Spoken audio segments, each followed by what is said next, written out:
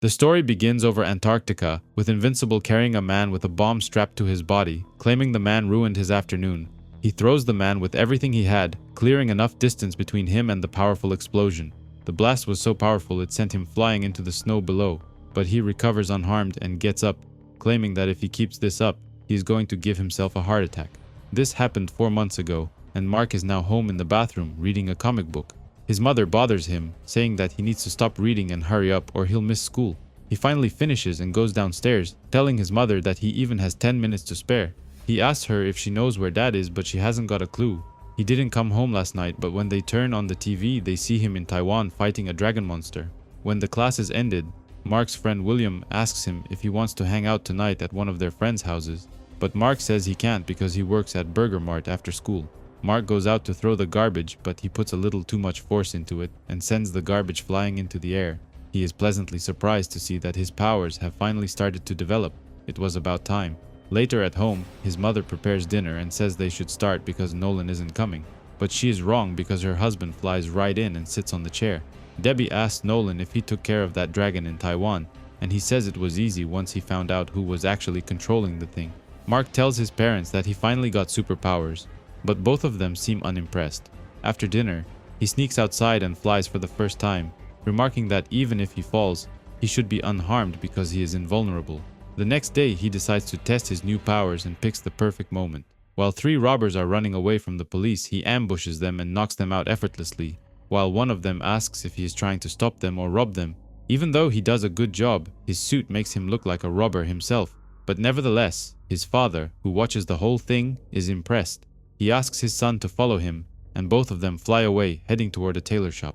Inside, they meet an old man who creates suits for superheroes, and he gives one to Mark to try out. Mark isn't impressed, saying he doesn't like the yellow color and feels that he needs something more personal. The old man says he can try to build something more tailored to him, but he needs more suggestions and ideas. Sadly, Mark doesn't even have a name for himself. The next day in school, Mark thinks about a hero name for himself and can't focus on the class at all. When the class ends, the professor asks Derek to stay behind and talk for a minute. While putting his books inside the locker, a bully is picking on one of the kids, but Mark intervenes and asks him to stop. The bully is annoyed that Mark has the courage to say something and pushes him, but Mark doesn't back down and slams him against the locker room. This gets him into trouble, and he is sent to the principal's office. The principal knows the guy is a bully and tells Mark he should have called a teacher instead of attacking the guy. The guy is twice his size. He isn't invincible, after all. A group of thieves attacks the local savings and loan bank and steals a lot of money. They quickly run outside and head to the other side of the street where they have the car parked. But Mark is waiting for them, dressed in his suit and levitating their car in the air. He tells the robbers they shouldn't bother shooting him because he is invincible. Chapter 2 begins with Omni-Man telling his young son the truth about his origins and why he is different from the rest of the people. Nolan was born billions of miles away from Earth on a blue planet called Viltrume. Their race of people is called Viltrumites and is very similar to humans, but they can fly, move at super speed, and possess great strength. Their planet achieved the perfect global society. There was no illness, no murder, and no war. Their council took it upon themselves to look after less developed planets and help them develop to their level of advancement. They created the World Betterment Committee, which had the job of overseeing other planets and helping them develop faster. Omni-Man worked for this committee, traveling from planet to planet searching for the ideal world to add to the development program. Earth was rejected because the world seemed too primitive, but Omni-Man liked our planet and how diverse its people were and decided to stay behind. He wanted to protect Earth until it reached a level of advancement worthy of joining the Viltrumite program, but soon after, he met Debbie and fell in love with her. Nolan continues to tell his young son that one day he will develop superpowers just like him and asks him if he understands. But Mark is only curious if one day he is going to fly. Next, we see Mark in his bed, unable to sleep and thinking about his newfound powers. He notes that he can fly now and decides to test his powers more. He flies from his window high into the air, enjoying every moment when he sees someone moving on the ground. One of the Mauler twins has just robbed a toy store and is carrying a large game box on his shoulders. Mark wants to stop him, but he is caught off guard and sent flying into the wall. He wants to retaliate, but a big explosion stops him. The teen team arrives and Rexplode tells them to stop fighting or the next explosion is going to be even bigger. Mauler immediately attacks them and destroys their flying bike, but Mark is able to catch him off guard and knock him out with a strong punch. Robot compliments Mark and says he did a good job, while Atom Eve says he looks familiar. Robot introduces everyone, saying it was nice meeting him, but they have to leave after picking up the Molar twin. The next day, Mark sees Atom Eve in school, and she realizes why he looked so familiar. They are both in the same physics class, but they never spoke or noticed each other. Eve tells Mark that the teen team is following the case from last night, and he is welcome to tag along if he wants. He says yes, and they change behind a dumpster, while Eve remarks that it's easier to just fly away because people don't look up very often. Robot was busy all night and says he wiped Mauler's memory and set him free just to see where he was going to go next. The three of them jump on a flying bike and follow Mauler to an abandoned warehouse. Inside, his twin asks where he was all night and what happened to the game box. He needs those processors to power an army of robots. The teen team hears enough and springs into action, attacking the Mauler twins before they can activate the army of robots. They incapacitate the twins in just a few seconds, and Invincible asks if it's always this easy dealing with villains. Meanwhile, in Twin Pines Mall, a teenager wakes up on one of the benches and is shocked to see a bomb strapped to his body. The bomb explodes, killing the young man and destroying a big section of the mall. The next day, the high school principal gives a big speech, saying that 3 students are missing and advising everyone to be cautious, saying they shouldn't go anywhere alone and should report anything suspicious to the authorities. Mark tells Eve that the 3 missing students probably deserve it because they are bullies and jerks, but Eve says they were always nice to her. Mark calls her clueless, saying that they were nice to her because she is an extremely attractive girl. She appreciates the compliment, but tells Mark she is dating Rex Splode, but he isn't implying anything and thinks they should just forget this conversation. Eve asks Mark to come hang out at their lair, but he can't because he is working at Burger Mart tonight. Later, he regrets not going, and his boss screams at him for frying burgers too slowly. He calls his boss a jerk and quits, but instantly regrets it, saying his dad is going to kill him. After having dinner with his family, he and his dad wash the dishes, and dad suggests he should quit his job. It's not like they need money anyway. Mark can't help but agree, thinking that things worked out in his favor. The next day, his father asks him if he wants to team up and patrol the city together. Nolan compliments his son, saying that his powers are growing stronger every day, and tells him to keep up the good work. They stop for a quick lunch, but his dad leaves quickly to deal with a threat, and when he returns, he asks Mark for help. A big portal opens, and a race of aliens invades the city. They deal with the aliens one by one, and even though they weren't that strong, there were too many of them. However, the aliens were aging at a rapid pace, growing older with each passing second, and the father and son duo were able to push back the invasion, sending the aliens back through the portal and into their own dimension. Mark asks his dad if this happens often, to which his father replied that it's usually never this unpleasant. A few seconds longer and he would have had to call for help from the Guardians of the Globe or Megaforce. Omni-Man hears something in Lakeside Mall and flies there immediately, while Mark could barely keep up. They find another teenager with a bomb strapped to his body, but Omni-Man threw him outside moments before it exploded.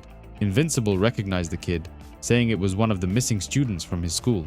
But out of nowhere, a portal opened, and Omni-Man was kidnapped before he could even react. Mark returns home and tells his mother what happened, but she wasn't too worried, saying that means more pork chops for the two of them. Invincible flies over to the teen team lair, hoping to talk to Eve and tell her about the student that was just killed. He tells Robot that someone is kidnapping kids from his school and turning them into walking bombs. He informs Eve and Rex also, but Robot tells them to go home and sleep, then keep their eyes open at school if they see something unusual. Mark returns home and finds his mom still awake. This time she looked visibly worried about her husband, remembering one time when Nolan went missing for 7 months, being trapped in another dimension. The next day, Mark and Eve are talking about the case, and Mark wishes it was just some big monster he could punch. That's the only thing he's good at. During physics class, the two of them begin talking again, and the professor calls them boyfriend and girlfriend, causing everyone to start laughing at them. Mark thinks the professor was a jerk and made the situation awkward between him and Eve. Robot calls Eve, saying he found out something, but he and the team are rather busy right now. He says their physics professor used to work for a military research firm some time ago, and he is the one behind the attacks. Mark and Eve change into their suits and fly to confront the professor inside his home before the authorities can arrive. Professor Miles immediately confesses, saying he kidnapped the school bullies because he wanted some revenge after his life was destroyed. His son committed suicide because he was bullied in school, which led to his divorce and even him getting fired from his job. He wanted to end the pain and sorrow caused by these popular kids, and wanted to end his life with a big bang, also killing 2 superheroes. The timer on the bomb attached to his chest was set for 1 minute, which gave Invincible enough time to pick him up and fly him away. He took him all the way to Antarctica, hoping to be far away from people when the bomb eventually exploded. Mark returns home and asks his mom if Dad was back, but he wasn't. While he went upstairs, Omni-Man actually returns home and tells Debbie he needs to shave. She is overwhelmed with relief. During dinner, Debbie asked if something interesting happened to either of them today, and Nolan said he spent the last 8 months enslaved by an army from an alternate dimension. Time passed a lot slower in that dimension, and he was able to form a rebellion and find his way home. Chapter 2 begins at home with Mark doing his homework, but he is interrupted by the sound of his phone ringing. His dad called him to ask for his help, saying that a major baddie was coming into their solar system heading straight for Earth and wants Mark to confront him. Mark says he can't breathe in space, but his father reassures him, saying that he can hold his breath for 2 weeks, which means his son should be able to do it for a couple of hours. Invincible puts on his costume, climbs out the window, takes a deep breath, and then flies directly into space. He waits in the cold depths of space, but there was nobody there. Suddenly, someone hits him from behind, saying that he came early. The alien was surprised to see someone else other than Omni-Man, while Invincible retaliated, trying to slam him into something, but there was nothing there but empty space. The two of them talk telepathically, and Invincible was curious to know how this was even possible. He lands some powerful punches, and the alien is impressed, while Invincible asks if he thinks this is a game. The alien punched Mark so hard that it left him breathless, and he was forced to go back to Earth and take another breath of air. He swiftly returned and slammed into the alien, sending both of them crashing into the moon. Mark is confused and asks the alien if they could talk instead of fighting. He has so many questions. The alien agrees but is surprised that Mark's predecessor didn't prepare him for the fight. The alien's name is Alan, and he works for the Coalition of Planets. His job is to travel the universe from planet to planet and evaluate their champions to see if they are worthy of protecting that planet. Alan tells Mark that Urath was scheduled for inspection today and shows him the proof, but Mark says his planet is named Earth and not Urath. Alan realizes he made a mistake. He had been coming to Earth for many years, completely neglecting the planet he was actually supposed to inspect, fearing this might get him fired. He thanks Invincible for helping him realize his mistake and then flies away. Mark returns home and has dinner with his parents, telling his father everything that happened. His dad was impressed and wished his son was around the first time he fought the alien. Mark returns to his room tired and wants to rest, but he remembers he still has homework to finish. Invincible plays baseball with his father, while his dad tells him about the time he was kidnapped and taken to another dimension. He was trapped there far longer than he initially told his mother, even though on Earth only a week had passed, and tries to understand how time works over there. Mark remembers his friend William is supposed to come over at 1 p.m. The two of them are headed to Upstate University because they are thinking of applying there. With Mark out of the house, Nolan thinks it's a good idea for him and Debbie to go upstairs and have some fun, and she agrees. Meanwhile, the teen team is having a meeting where Robot informs his teammates that he was offered to join the Guardians of the Globe, and he accepted. Samson, one of the previous members, was recently kicked because the suit that gave him powers was destroyed, and the Guardians recruited Robot. Mark and William arrive at the university and are impressed with how many beautiful girls attend this university. They meet with the orientation officer who shows them around the campus, and later they meet with her assistant, David. William is immediately annoyed with David and the fact that everyone wants to call him by his short name instead of his full name. Meanwhile, back at home, Nolan and Debbie are enjoying their alone time, while Nolan asks his wife if she's ready for round 2. Mark and William meet another guy named Rick, who shows them around the dorm buildings, but not before asking William if he can call him Bill. After a long day of walking around, the two guys take a break and sit on a bench when, out of nowhere, a robot jumps out from inside the building and knocks them down. Mark protected his friend and then equipped his invincible suit to deal with the robot. He saved as many people as he could, but the robot didn't even acknowledge him. Instead, it jumped directly into a metal rod which caused its body to explode. Mark dressed back into his normal clothes and went to check on his friend, who realized that he was invincible and asked why he never told him that he had superpowers. The two of them return home, and William says his secret is safe with him. Mark sees his parents and tells them he's not prepared to deal with them tonight, while Debbie noticed that Nolan wore the t-shirt backward by mistake. Nolan receives an important phone call from the tailor, who tells him that someone broke inside his shop and stole something important. He was working on Samson's power suit in order for him to regain his powers and join the Guardians of the Globe again. Over in Midnight City, two thugs were using a machine, trying to enter a building and rob the place. It was almost morning, but there was no daylight in midnight anymore. The city was in constant darkness after the Midnight Magician succeeded in his suicide mission 3 years ago. The two thugs thought the city was mostly abandoned, but they were wrong. Darkwing was out and patrolling the streets. He quickly deals with the two criminals, using his gadgets to incapacitate them. But before he could finish the job, he got an alert from the Guardians of the Globe, asking him to return to base immediately. He wasn't the only one being asked to return to base. Red Rush was out on a date when he got the exact same message. In Boston, War Woman wakes up after sleeping completely naked and goes into the kitchen where her girlfriend was preparing breakfast. A giant figure breaks inside the home and asks her to return home, saying that her place is not among these mortal humans. She refuses to listen and attacks the giant figure, destroying him completely using her mace. She then gets the exact same message on her phone and is forced to return to base. Aquarius was resting on the throne of Atlantis when he got the message, and Martian Man and Green Ghost were out on a mission when they got the message to return to base immediately. The last member, and the strongest one, Immortal, was also on a mission. He swiftly deals with a villain and then returns to base to see what the emergency was. But nobody knew what was going on or who summoned the meeting. Out of nowhere, someone attacks them, slicing their heads right off, killing them one by one. Immortal asked the attacker to show himself and called him a coward, but when he turned around, he was shocked to see who was behind the attack. But before he could do anything, the attacker sliced his head right off. Immortal never liked Omni-Man, and the feeling was mutual. The next day, Detective Damien Darkblood informs Omni-Man about the attack and asks him if he knows anyone powerful enough to kill the Guardians all at once. He suspects that Samson might be behind the attack, especially since someone stole his suit from the tailor just one day prior. Meanwhile, Invincible returns home and finds Atom Eve inside his room crying her eyes out. He asks her what happened, and she says she caught her boyfriend Rex cheating with multiple Kates. Mark's mother enters the room and is shocked to find Eve in her son's bed. She asks both of them to come downstairs.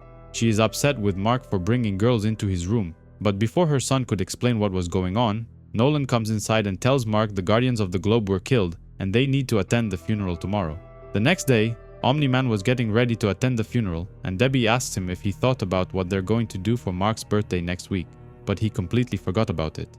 All the heroes gathered at the funeral, and while some of them suspect Samson, Detective Damien ruled him out, saying he was home all week and didn't even know the Guardians died. He believed his reaction was genuine. Omni-Man gives a big speech saying that he admired the Guardians very much. They were his mentors the first time he came to Earth, but he stops midway when he sees the Mauler twins in the back. The twins say they didn't come here to cause any trouble and only want to pay their respects. Out of nowhere, the funeral was interrupted by one of Samson's friends who wanted revenge on the Guardians for kicking out Samson when he needed them the most. Sanford had a powerful armor suit, but he was no match for Omni-Man, who incapacitates him with one hit. At night, William visits Mark and asks if they could talk. He was curious about his powers and asks Mark if he can give him a flight test, remarking that what they are doing is very gay. Later in the night, at the cemetery where the Guardians were buried, two guys have a brilliant idea of digging up Immortal's grave, saying that if they drink from his skull, they will live forever. After digging the hole, the Mauler twins arrive and thank the two guys for saving them a lot of time by doing most of the work for them. Chapter 3 begins deep in space, after a spaceship that resembles the Star Trek Enterprise was gravely damaged from battle and was about to crash inside the sun. Luckily, Alan the alien was passing by and helps the crew, remarking that he is in a great hurry and needs to get to Earth. Now that the Guardians of the Globe are dead, Cecil Stedman asks Robot to take over the team and recruit new heroes and keep working for the government. Meanwhile, Omni-Man is thinking of a way to tell his son the truth, the real reason why he killed the Guardians and his mission on Earth. Invincible and Atom Eve are on a mission, trying to prevent the Lizard League from poisoning the city's water supply. Mark was taken off guard and knocked out by one of the villains, but Eve handled the situation and trapped all of them single-handedly. After the villains were arrested, Robot shows up and tells them that he is having tryouts for the new Guardians of the Globe, but Mark says he doesn't want to join because he is busy with school, and Eve refused as well. Mark, however, wanted to see the tryouts and is impressed with how many people are willing to join. Rexplode is amused to see a little girl in the crowd of people and asks her if she is lost. Maybe her mother dropped her off accidentally. The little girl says there is no age requirement to join and that her alias is Monster Girl, and then transforms into a monster and attacks Rex. The monster was incredibly powerful and gives Rex one hell of a beating. Everyone just stood and watched until Invincible intervened, punching Monster Girl and causing her to revert back to her human form. Robot finishes the tryouts and prepares to announce the names of the new Guardians of the Globe: Duplicate, Shrinking Ray, Monster Girl, Black Samson, and Rexplode. Robot says the door is always open if Invincible decides to join them, but at the moment he is just too busy with school. Later at night, Mark invites one of his classmates to study in his room, but when Eve wanted to come and talk, she saw them kissing and left upset. Meanwhile, the Mauler twins were trying to resurrect the Immortal. After they dug him out from his grave thinking they could control him, they were successful, but the moment he woke up, he shouted in rage and flew away, looking to take his revenge on Omni-Man for killing him and the Guardians of the Globe. Next, we see Invincible fighting off against a villain who calls himself Doc Seismic. He used special wrists around his hands that could generate incredible shock waves powerful enough to create earthquakes. During the confrontation, he falls from one of the cliffs and Invincible tries to save him, but Doc Seismic refused to be beaten by a kid and accepted to die instead. With the Guardians of the Globe dead, Omni-Man has been picking up their slack and dealing with threats non-stop all over the world. But during one of his missions, he was surprised by the Immortal who attacked him, demanding to know why Omni-Man killed him. The two of them begin a brutal fight, with Omni-Man telling him he should have stayed dead. Their fight was being broadcasted on every TV station, and Mark rushed to help his father immediately. He arrives just in time to hear his father say that he killed the Immortal once and he will do it again. Mark finally realized the truth, that his father killed the Guardians of the Globe and watched him cut the Immortal in half, slicing his body in two. Immediately after, Omni-Man tells his son they need to talk, and he tells him the real reason why he came to Earth. His home planet Viltrume achieved a perfect global society, but it didn't happen overnight and not by peace. They slaughtered the weakest Viltrumites from their planet and decided to build and expand the empire. They selectively chose specific planets that were developed just enough to be useful for them and not to advance to the point where they could resist occupation. All the planets that surrendered were added to their empire and used to expand the empire, and everyone else who refused was slaughtered and wiped from existence. When Nolan was born, the Viltrumite Empire had already expanded greatly, to the point where they were lacking manpower to continue the invasion of more planets. So a new system was created. Their strongest and most loyal warriors were sent to different planets, where they were supposed to spend the next 500 years weakening their defense and preparing the planet for invasion and assimilation into the Empire. Nolan was sent to Earth, and he initially hated the planet. There was a constant wave of threats that threatened to conquer the planet before Viltrume even had a chance to invade. But everything changed when he met Debbie, and he fell in love. He soon began living like a normal human, and eventually, he was asked to join the Guardians of the Globe. They welcomed him with open hearts, and he even saw many of them as his friends. But he knew that it was his job to weaken the planet's defense in preparation for the invasion, so he had to kill all of them. He tells Mark that Viltrumites are very different from humans, because they will age very slowly the older they get.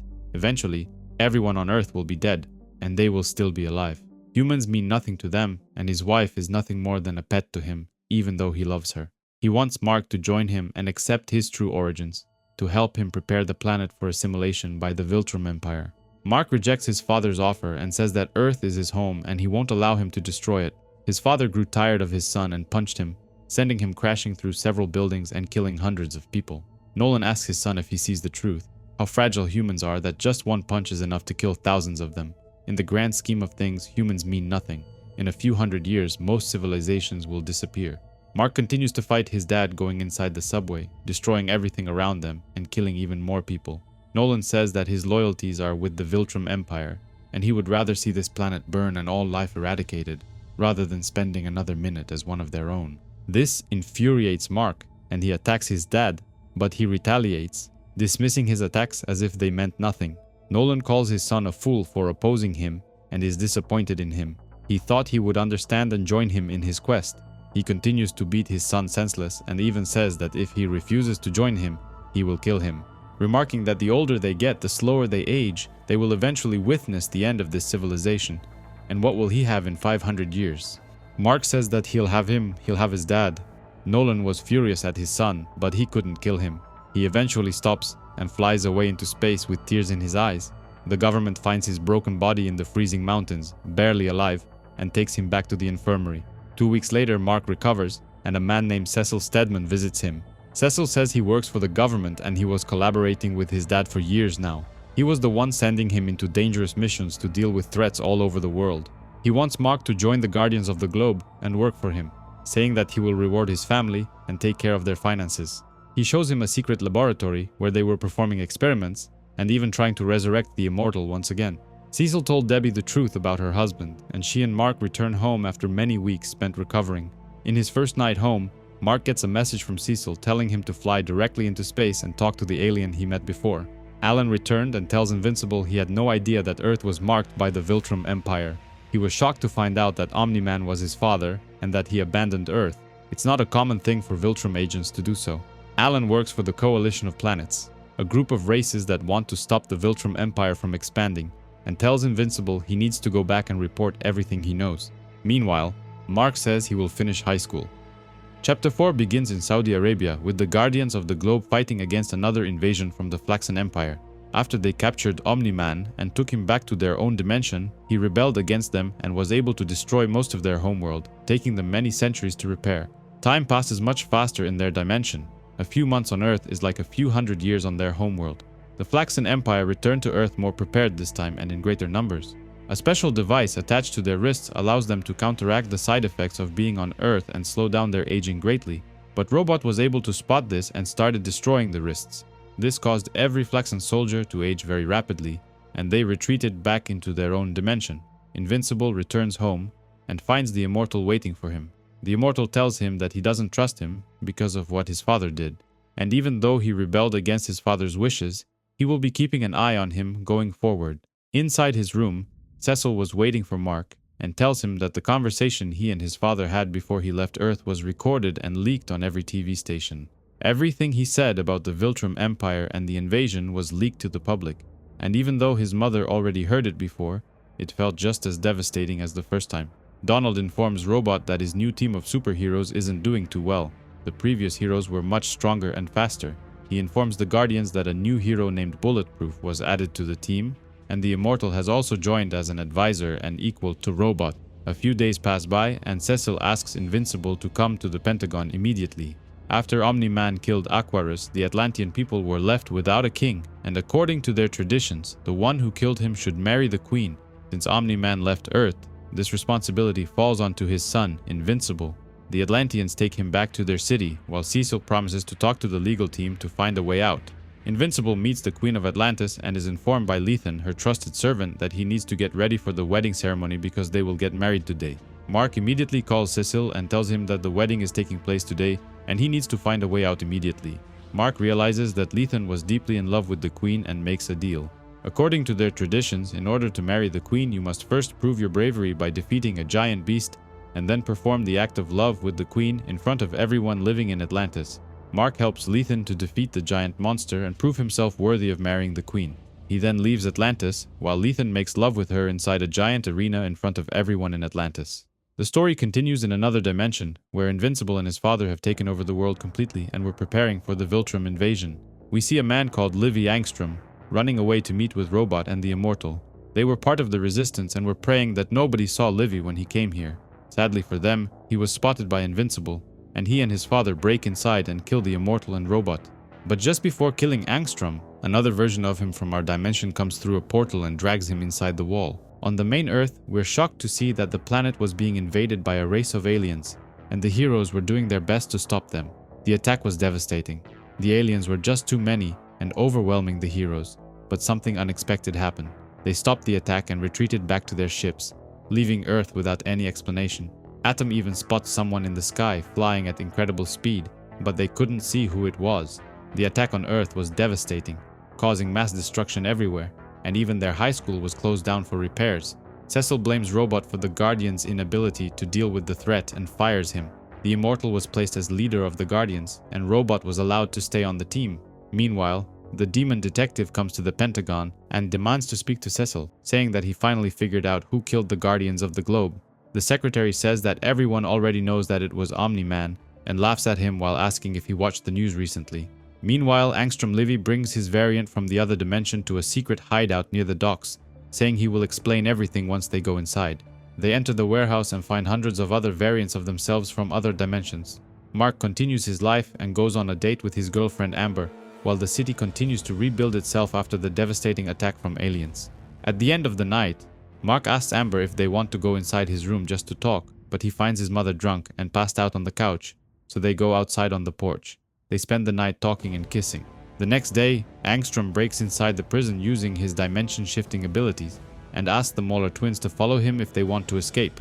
The twins were beaten up and arrested by the Immortal earlier, and they gladly accept the invitation. Livy takes them to another dimension, saying he needs their help, and if they don't want to be stuck there, they should follow him. He brings the twins back to his hideout and tells them that out of all of his variants, only he has the ability to travel to other dimensions. He wants them to build a machine for him that can transfer the knowledge of each dimension from all of his variants inside his brain. The twins agree to help out and begin preparations to build a machine that can do this. Cecil asks Invincible to go to Manhattan and help out the Capes, because a powerful villain was destroying the city. The Capes are a group of heroes working for the city, mostly on a strict schedule from 9 to 5. He meets a hero named Bolt and helps them by taking the villain all the way into space and suffocating him. The Capes are thankful for the help and Mark is just happy he could help out. After everything that happened lately, high school was finally over, and all the students attend the celebration ceremony. But Mark gets a little carried away and throws his graduation hat a little too hard up in the sky.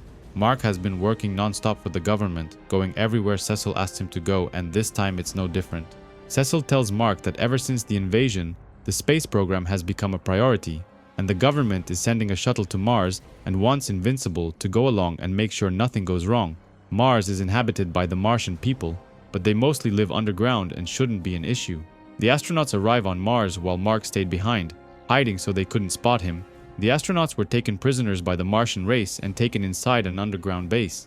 Mark follows them but was attacked by a bunch of squid creatures. The squids couldn't harm him and he was taken by the guards to meet the Monarch Prime. The Monarch tells Mark that the squids arrived here many hundreds of years ago after a malfunction of their mothership caused it to crash on the surface. The squids have one mind, a single consciousness between all of them, linked through the minds of their hosts. But without hosts, they are easily manipulated, making them the perfect slave race. Invincible's skin was too strong for the squids also, but the Monarch wants to execute the astronauts just to be safe. Mark didn't allow it and attempted a rescue mission, saving the people and taking them back to the shuttle. They were able to safely escape the planet, but not everyone made it out safely. One of the astronauts was taken as a host by the squids, and in his place, a Martian man returned back to Earth, disguising himself to look exactly like the astronaut. Back on Earth a few days later, Invincible was sent on another mission, this time to deal with Titan, a criminal he had met before. Titan asks Invincible for help, saying he works for a guy named Machine Head, the top crime boss in the entire country, untouchable even by the police, doing whatever he pleases. Murder, drugs, he does it all.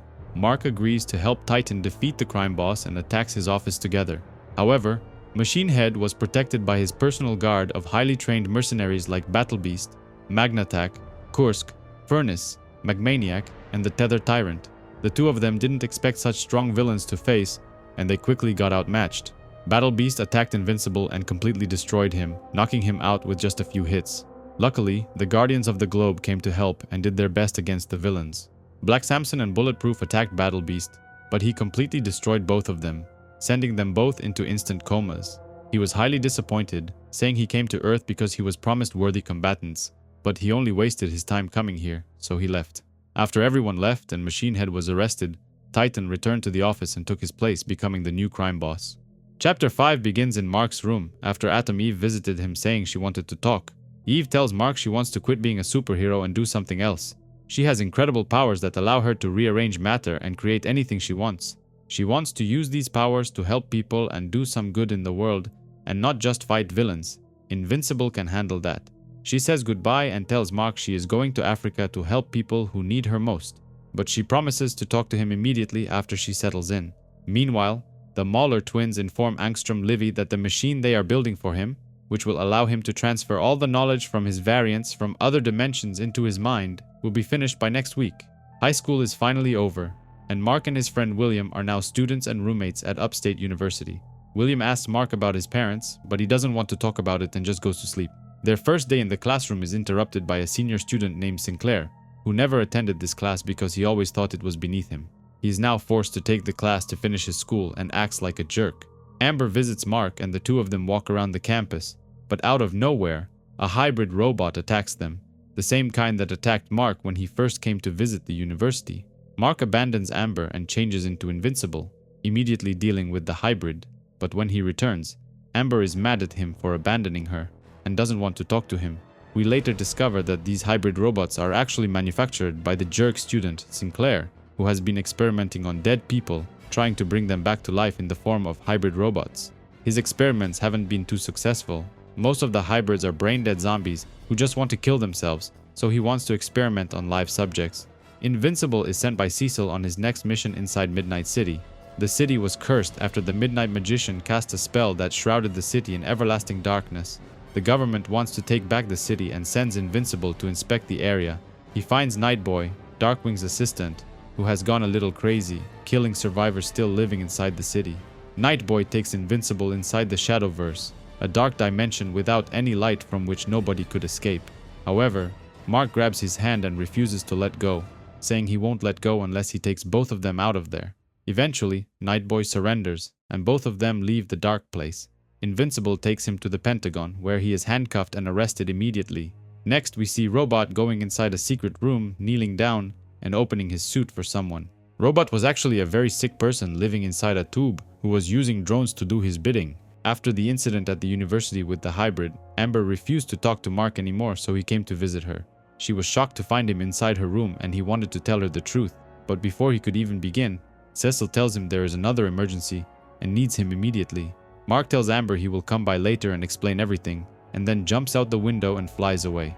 Next, we see the Mauler twins informing Angstrom that the machine is almost finished. By this time tomorrow, all of the knowledge of his variants and their dimensions will be transferred into his mind. He will finally be able to explore the multiverse without having to risk entering a world too harsh to survive. Sinclair, the mad scientist student, was working on his next project, trying to bring the dead back to life, but this time he took things one step further. He kidnapped one of the students from campus and operated on him, transforming him into a half-man, half-machine hybrid. Moments later, Mark returns to Amber's apartment, saying he is actually invincible, and that's why he's been so busy lately and disappearing on her, because he was out fighting villains and saving the world. Mark tells her everything about him, including his father, and she is happy that he finally told her the truth. She gets on top of him and takes off his suit, saying she is ready for more. While we let Mark and Amber have some privacy, we move to a story deep in space with Alan the alien, who was flying back to Toliskria, the capital of the coalition of planets. Alan recalls the events that happened on his homeworld, Unop, when the Viltrume Empire attacked, and they were forced to leave the planet and survive in space. Eventually, his race was asked to join the coalition of planets, and they created breeding camps to ensure the survival of their species. Alan was born in such a camp and was part of an experiment to create a new breed of stronger warriors. Even though he was very strong, Alan was nowhere near the strength of a Viltrumite, and he barely survived an encounter with them. His job has been to travel the universe in search of powerful warriors, strong enough to face a Viltrumite. Alan reports back to the council that Omni-Man abandoned his post on Earth, making him an outcast to the Viltrume Empire and a possible ally, and also that his son refused to join the Viltrume Empire. Alan then goes to meet his girlfriend and spends many beautiful hours together. While having dinner, Alan is attacked by 3 Viltrumites, who demand to know more details about the Viltrumite who abandoned his outpost and about his son. Alan mocks them, prompting the Viltrumites to attack him and completely destroy his body, leaving him for dead in space. However, Alan is recovered and taken to the infirmary, where doctors reattach his body together. Back on Earth, the Mauler twins finally finished building the machine for Angstrom and they are ready to start the procedure. Cecil knows that the twins are up to something and sends Invincible to stop whatever they are doing. Mark breaks inside and attacks the twins, saying he is much stronger now compared to the first time they met. Livy panics and calls more Mauler variants from other dimensions to help him. He asks them to keep Invincible busy until the process is finished. The Mauler variants are too many and overpower Mark, but Angstrom asks them not to kill him because he doesn't want blood on his hands. He takes off the machine attached to his head, but that only causes the whole machine to explode, destroying the hideout and everything around it. Invincible survives, but most of the Mauler variants are burned alive. Angstrom also survives together with one of the Mauler variants, but something is different. Livy claims the experiment was a success, and he can feel the knowledge of every dimension being downloaded into his brain. However, his body is disfigured, and his brain has mutated, covering a big portion of his body. He is overwhelmed with rage and goes into another dimension to heal his body, vowing to take his revenge when he returns. Chapter 6 begins with Rexplode fighting a giant squid mutant, but Invincible comes to help. He punches the giant squid, but Rexplode says he doesn't need any help and wants to deal with it himself. He uses his powers to charge a computer monitor, throws it at the creature, instantly killing it. He feels content with how the fight went and returns to the base looking for his girlfriend, Duplicate. He finds her in the basement, cheating on him with the Immortal, just like he cheated on Adam Eve at the beginning of the series. Meanwhile, Mark visits his mother at home and finds her eating a sandwich, so he makes one for himself. Someone knocks on the door and Debbie goes to see who it is. She is shocked to find a half-man, half-dog figure standing there, claiming he is Science Dog. Invincible attacks him immediately, saying he can't be real and that Science Dog is a comic book character. The figure tells Invincible to calm down, calling him by his real name, proving that he even knows his secret identity. Science Dog says he is an alien from another planet and he came here to ask for his help. His planet is being attacked by a race of evil aliens and they need him to stop the invasion. Mark agrees to go to their home world, even though Cecil was against the decision and told Mark not to leave Earth. The journey takes about 6 days, and Mark is incredibly bored, but eventually they arrive on the planet. Mark is taken to see their leader and is shocked to see that his father, Omni-Man, is the king on this planet. Mark hugs his father and starts crying, saying that even though he is still upset with him, he missed him greatly. Omni-Man says he came to this planet after he left Earth, and he will never be able to go back to Earth because he abandoned the Viltrumite outpost. This race of aliens is very fragile. They only live for 9 months, and their leader is always the oldest one among them. Since Nolan is hundreds of years old, he immediately became their leader. He claims that he is a changed man now. He abandoned the Viltrume ways and started a new life here, marrying a female on this planet named Andressa. Nolan says this is something normal for Viltrumites, to seek multiple partners and move on with their life, considering their life expectancy is so great. To prove it even further, he shows Mark his new half-brother, a child he made with his new wife Andressa. Meanwhile, back on Earth, a very powerful villain called Omnipotus, the World Shaper, attacked the world. Cecil was forced to assemble every hero from around the country to face this unprecedented threat. Omnipotus has the ability to change reality and is incredibly dangerous. He wants to drain this world of its life force and restore himself to full force. Luckily, the combined might of the heroes was enough to stand against him. Black Samson, who was put into a coma by Battle Beast earlier, recovered and had all of his powers back. He was able to push Omnipotus back into his own dimension and save the world from imminent destruction. Back on the alien planet, Nolan tells his son that the baby is half Viltrumite and half alien, meaning he will age faster than a Viltrumite but slower compared to the rest of the aliens. In just a few months, he will be a teenager. He says that the Viltrume Empire knows he is hiding here, and already several agents are headed towards them. He wants Mark to help him fight against these agents and protect this planet. The Viltrumites already arrived, and Mark takes Andressa and the child towards some abandoned caves. One of the agents saw them and followed them inside, asking Mark to prove his strength and see if he is a worthy Viltrumite. Mark surprises him with a punch from behind and flies away, but the agent recovers and follows them. Moments before getting caught from behind, Omni-Man surprise attacked the agent, giving Mark and Andressa enough time to escape. Nolan kills the agent, and after making sure that his son is safe, he takes Mark to attack the other agents together. The Viltrumites destroyed most of the cities and killed its people, causing Omni-Man to cry and be overwhelmed with rage. When the two agents revealed themselves, he jumped them, showing why he was considered a top agent of the Empire, showing his incredible speed and power. Sadly, Invincible was nowhere near as strong as these Viltrumites and can't hold his own or help his father very much. The fight between the 4 Viltrumites is brutal, but Mark was getting destroyed and he is barely hanging on.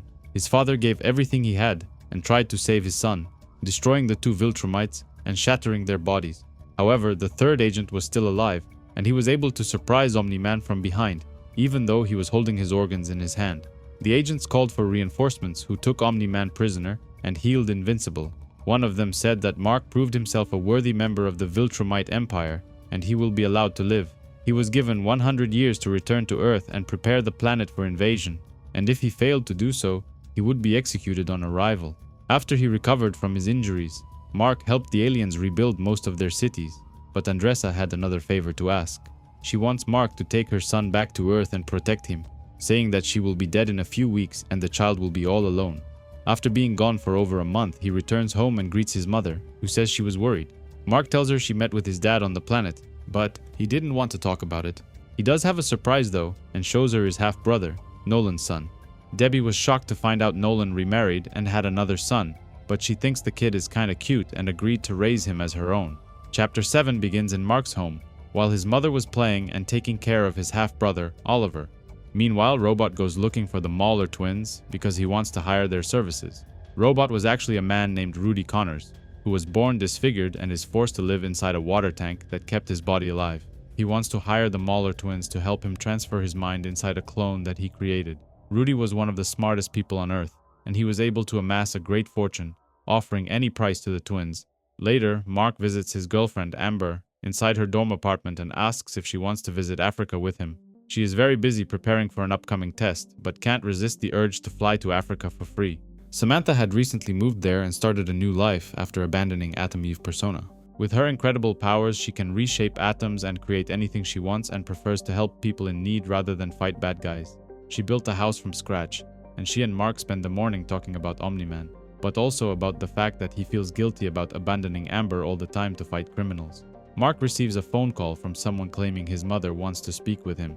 She asks Mark for help, and he immediately knew that something was wrong. He leaves the two girls and flies back home as fast as he could, screaming out his mother's name the moment he walked inside.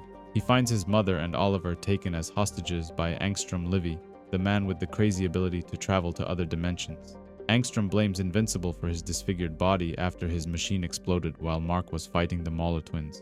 The machine actually exploded because Livy interrupted the process, but he doesn't remember the events happening that way and vows to torture and kill Mark and his family. Invincible wants to attack him, but Angstrom sends him to another dimension, one where dinosaurs were still alive and roaming free. These dinosaurs have the ability to speak, but are not friendly and attack him. However, Angstrom brings him back only to torture him a bit more, saying just how much he is going to enjoy killing his family, and then sends him to another dimension. Here, he crosses paths with Dr. Octavius and even Spider-Man. But this was just the beginning. Angstrom keeps sending him from one universe to another, going from a world overrun with zombies to Gotham, where he meets even Batman. Eventually, Angstrom goes searching for him, but Mark jumps on him swiftly and grabs him by the throat. During the fight, another portal opens and both of them start free-falling, going from dimension to dimension, eventually landing inside a barren wasteland. Angstrom keeps tormenting Invincible, saying how much he's going to enjoy killing his mother and even his half-brother, but this only causes Mark to lose control. Mark jumps on him and punches him mercilessly, going all out and completely losing control. However, he quickly realizes that his opponent wasn't as strong as he pretended to be, and actually died. Mark was shocked. He didn't mean to kill him, but he also didn't realize just how weak he actually was. He was now stuck inside this dimension with no real way of returning home. Suddenly, out of nowhere, the Guardians of the Globe appear, claiming to be from the future. 15 years from now, time machines were invented, and they were able to find his dimension and travel back in time to save him. Before sending him back home, Atom Eve confesses her love for Mark, urging him to talk to Eve once he gets back to his own time. Mark returns to his own dimension and rushes to see his family, who were safe now and being treated for injuries inside the Pentagon. Meanwhile, the Mauler twins were successful in transferring Rudy's mind from his disfigured body inside the young clone, but he has other plans for the twins. Even though he was thankful for their help, the twins are villains, and he can't let them go. He brings a giant robot and arrests them. Rudy is one of the smartest minds on Earth, but he still wants to do the right thing and be part of the Guardians of the Globe. Eventually, Cecil introduces him to the rest of the crew, revealing the truth that Rudy has always been the one controlling Robot. Rudy tells Monster Girl that he kind of likes her.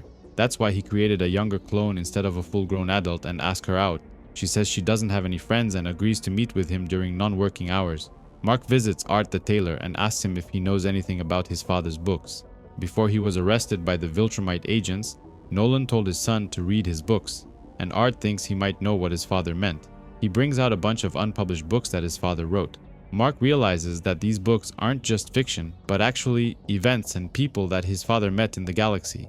He reads about a space rider who wields a powerful weapon that can kill Viltrumites, and even a race of monster aliens called Ragnar, with claws and teeth so sharp they could tear through Viltrumite flesh.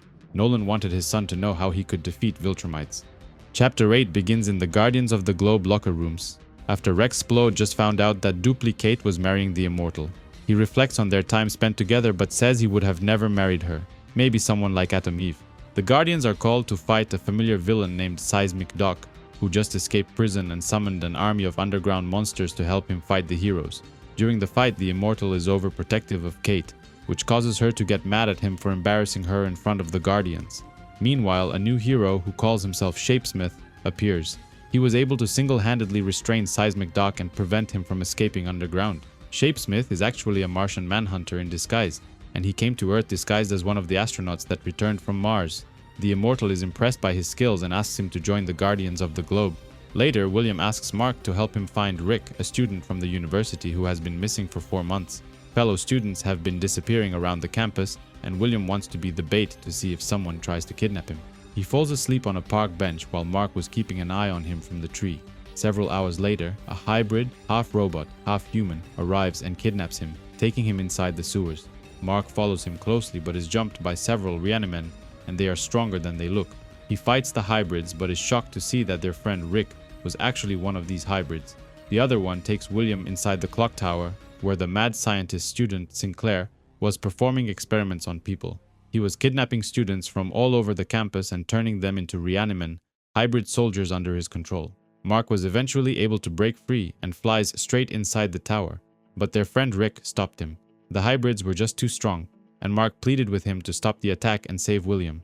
Eventually, some part of Rick was still in there, and he listened to Mark, turning on the other hybrids and helping Mark to free their friend. Sinclair tries to escape and runs away with his files, but Mark stops him and breaks his jaw. Cecil intervenes and asks to not kill him, while the cleanup crew takes his friends to the infirmary. After everything that happened, Mark flies to his girlfriend and finds another guy inside her bedroom. She says it's just a guy from school, and they were studying together, but Mark feels like there might be more to this. While the doctors were doing their best to turn Rick back into a normal human, Cecil visits Sinclair inside the jail and offers him a deal. He wants Sinclair to work for him and create more hybrid soldiers in exchange for time outside the prison cell. Meanwhile, back on Taleskria, the capital of the Coalition of Planets, Alan the alien recovers after he was almost killed by the Viltrumite agents. He is visited by the leader of the Coalition, who tells him that ever since the attack, his body has become much stronger, very close to Viltrume levels. He knows this for a fact because he himself is a Viltrume who deserted the mighty empire. Mark visits Atom Eve again in Africa and wants to talk about Amber. He thinks it's not fair to her to have a superhero boyfriend who always abandons her to fight villains and comes back months later. He remembers what the Eve from the future told him, and he decides to act, giving her a big kiss. Mark is unsure of his feelings, but before they can talk more and discuss what just happened, Cecil calls everyone to the Guardians of the Globe secret base for an emergency meeting. Cecil tells everyone that a big spaceship is flying from Mars and headed towards Earth. Shapesmith decides to come clean and tell everyone the truth, that he is actually a Martian manhunter and he ran away from his planet because he didn't want to live there anymore.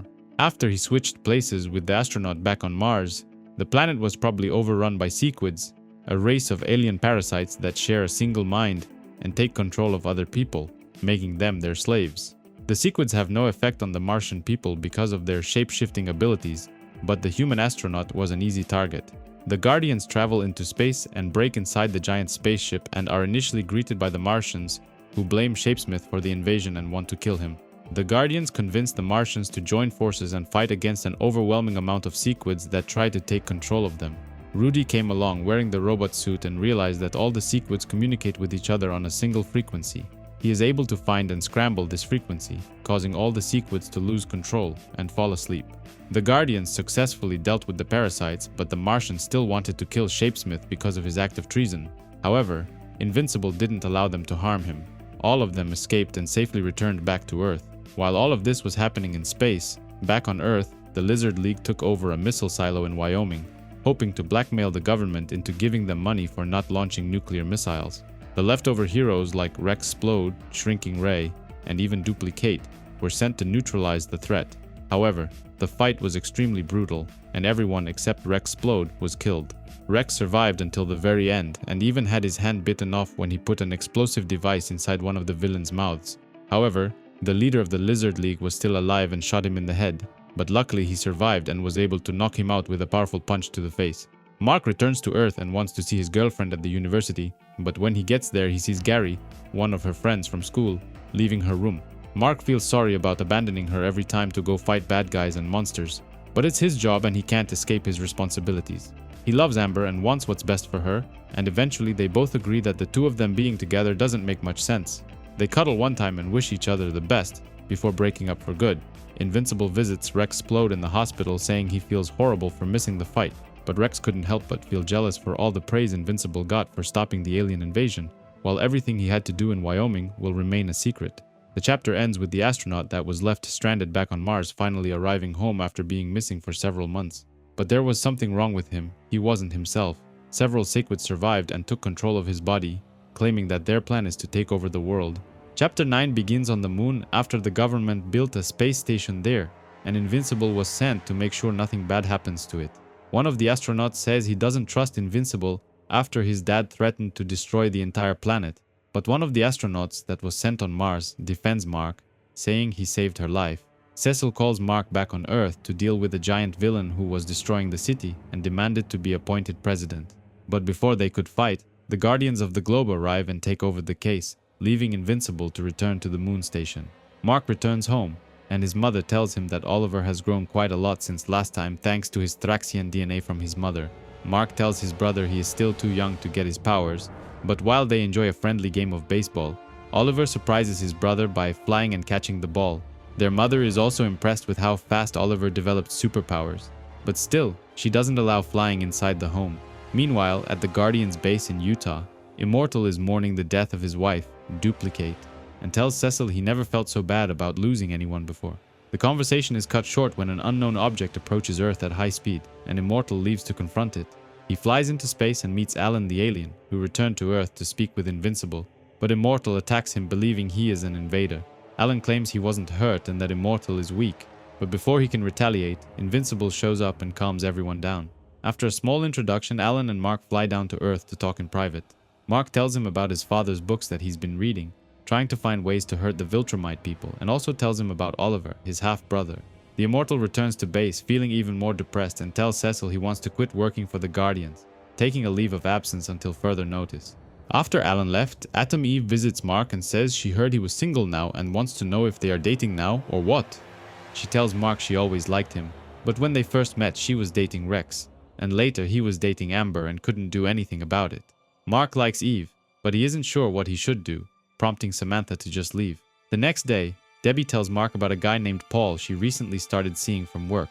But before they could get into more details, a female Viltrumite interrupts them, saying that she will kill his mother if she doesn't follow her immediately.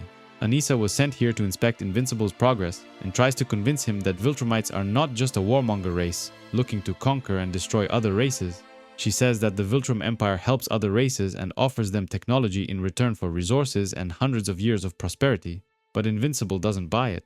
She wants to prove to Mark their intentions are noble and helps him defeat a giant monster and even save thousands of lives in the process, but Mark is still not impressed. Eventually, she loses her temper and threatens him, saying a replacement was already designated for this planet, but until he comes he still has time to change his mind and work for them.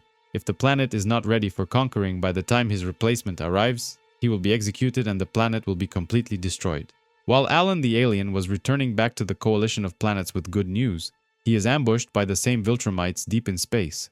Alan was a lot stronger now, and he could even face a Viltrumite, but he realizes it's a better idea to just surrender and have them take him to their prison, where he will surely meet Omni-Man, one of the few Viltrumites who ever rebelled against their people. After quitting the Guardians of the Globe, the Immortal retreats to one of his cabins in the mountain, but when he enters the door, he is shocked to find Duplicate still alive, claiming she needs his help to deal with her brother, Multipole.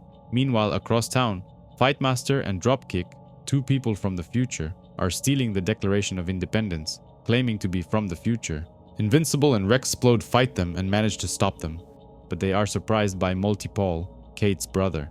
He accuses Rexplode of killing his sister during the nuclear silo mission in Utah and attacks him viciously. Just like Duplicate, Multipole has the ability to create copies of himself in great number, quickly outnumbering the two heroes. Luckily, the Immortal and Duplicate arrive, claiming she was never killed in the mission because she always keeps the original Kate far away from danger and only sends her copies to do missions. On the other side of the galaxy, inside the Viltrum prison, Omni-Man is awaiting execution, but before that can happen, his body needs to be fully healed according to Viltrum's sacred laws. He sees Alan the alien being brought inside and transported to one of the cells, and remembers him from their many encounters on Earth. Back on Earth, Invincible is fighting two villains who are robbing an armored truck. His brother follows him and watches as his brother quickly deals with the villains, and even intervenes to punch one of the bad guys. Oliver loves helping his brother and asks if he can be his partner. Over at the Pentagon, Cecil Stedman visits D.A. Sinclair after he hired him to secretly work for the government and create an army of undead soldiers under the control of the United States Army.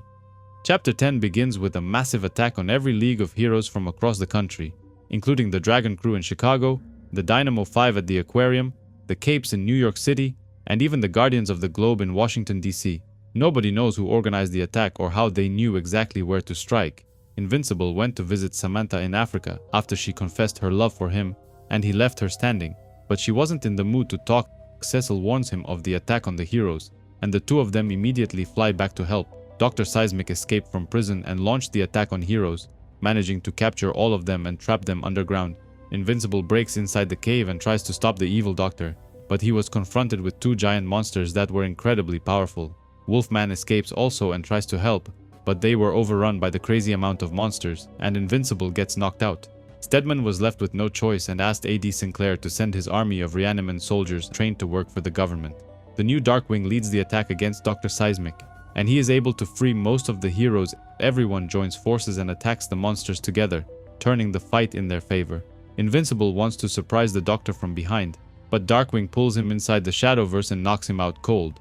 Out of nowhere, Invincible punched Darkwing in the back, calling him a murderer. Mark arrested him a few months ago in Midnight City when he went completely crazy and started killing people inside the city. Stedman covered everything up that happened in Midnight City, and nobody even knew that Darkwing is a murderer. Mark confronts Cecil about hiring criminals to work for him, but loses his temper even more when he sees A.D. Sinclair was also working for him. Cecil defends his action, saying he will do everything he can to keep the country safe, including hiring criminals. He tells Mark to calm down or he will unleash the Reaniman on him, but Mark refused to back down. Cecil shocks him using the earpiece he implanted in his ear, and Mark tries to fly away, but Cecil follows him around by teleporting behind him. Mark eventually flew towards the Guardians of the Globe and crashed inside their headquarters.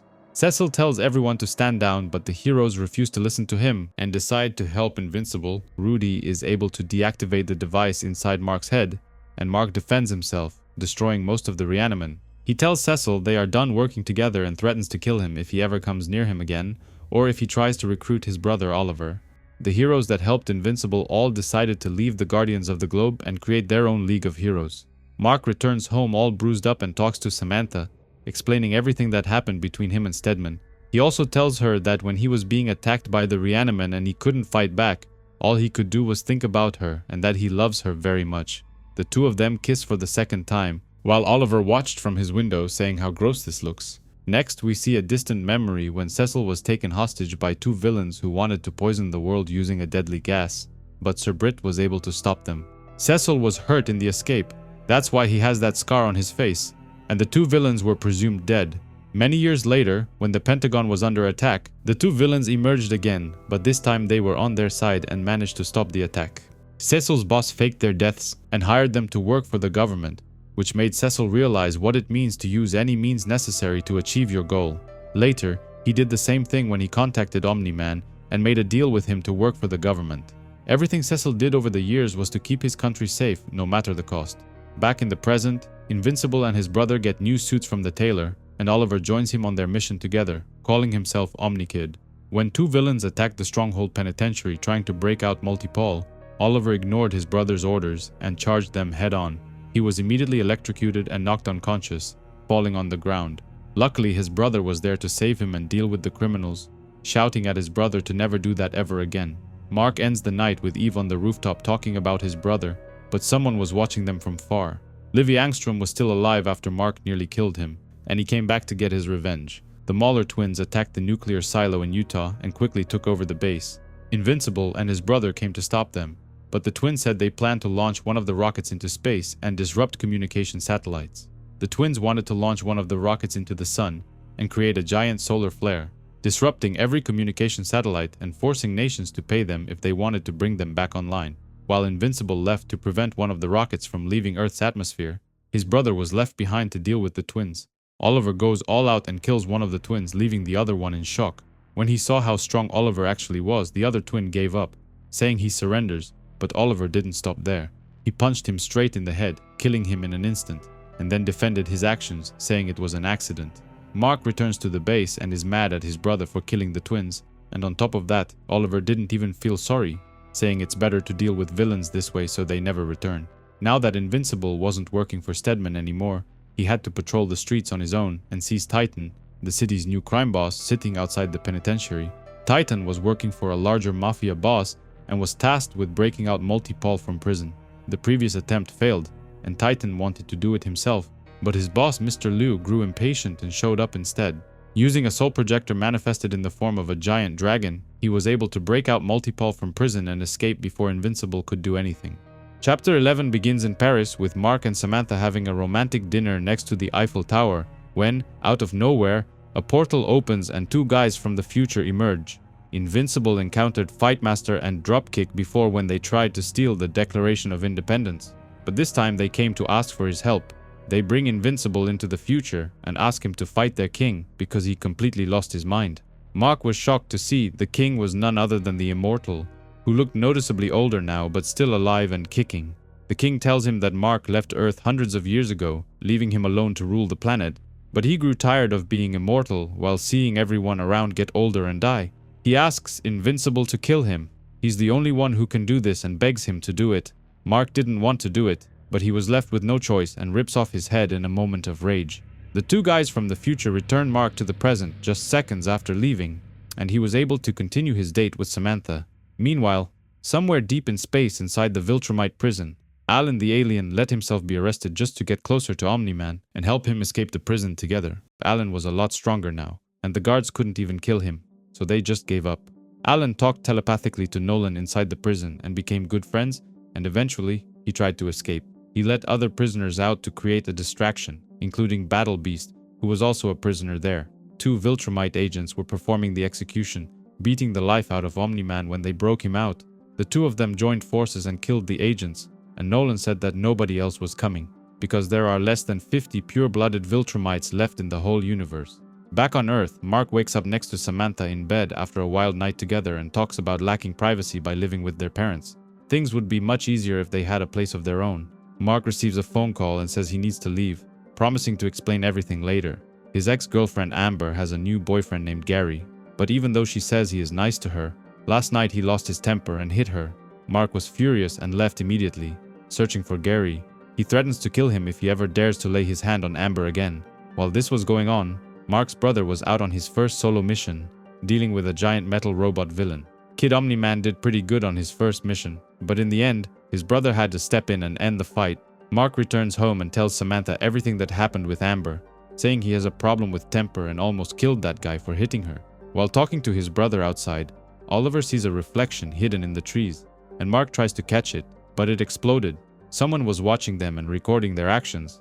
Invincible thinks that Cecil Stedman was behind this and visits the Pentagon, using this opportunity to destroy some more reanimated soldiers. Cecil says it's not him and asks Mark for a favor, to hunt and arrest Wolfman, who murdered his wife in cold blood. Mark agrees and goes looking for Wolfman, and finds him fighting a giant cyclops in the forest. After defeating the monster, Wolfman says he didn't kill his wife, blaming the murder on Zakaria, one of his mentors. Mark believes him and brings him to Cecil to explain what really happened, but Stedman refuses to listen, saying the justice system will deal with him. Mark defends Wolfman once again and helps him escape the Pentagon, but is stopped on the way by the Guardians of the Globe. He pleaded with them to listen, saying that Stedman is no stranger to working with criminals, but they were loyal to the government and began fighting. Invincible was able to grab the Immortal by the head and spin around, knocking out all the other heroes and then sending him flying tens of feet into the air. Wolfman visits his daughter, who thinks he killed her mother, but he swears he's innocent, and their family friend confirms that Wolfman is a good person. He asks Invincible to do one more thing for him, return back to the forest where he first found him. After leaving, we see a mysterious figure hiding in the darkness. Samantha prepared a surprise for Mark, saying she created a private security company in his name, allowing him to work for prisons, power plants, factories, and other places that always seem to have a problem with criminals. This way they can make money and buy a place of their own. Mark wasn't too fond of the idea at first, but ultimately thinks it's a good idea and spends the night together with her. We see a glimpse of the apartment of Russ Livingston, the astronaut that returned from Mars. He was being fully controlled by sequids who were multiplying and preparing an invasion very soon. Meanwhile, somewhere else, many Invincible variants from different dimensions were all gathered in one place by one man. Levi Angstrom was preparing his revenge on Invincible and getting ready to set his diabolical master plan into action. Someone named Powerplex is vowing to kill Invincible and make him pay for his crimes against humanity. When Omni-Man fought his son, the aftermath was devastating, destroying many cities and killing thousands of people, including his sister. Powerplex wanted nothing else but to avenge his sister's death and wanted to kill Invincible. He used his wife and baby as bait, tying them up inside an abandoned warehouse while Invincible came to their rescue.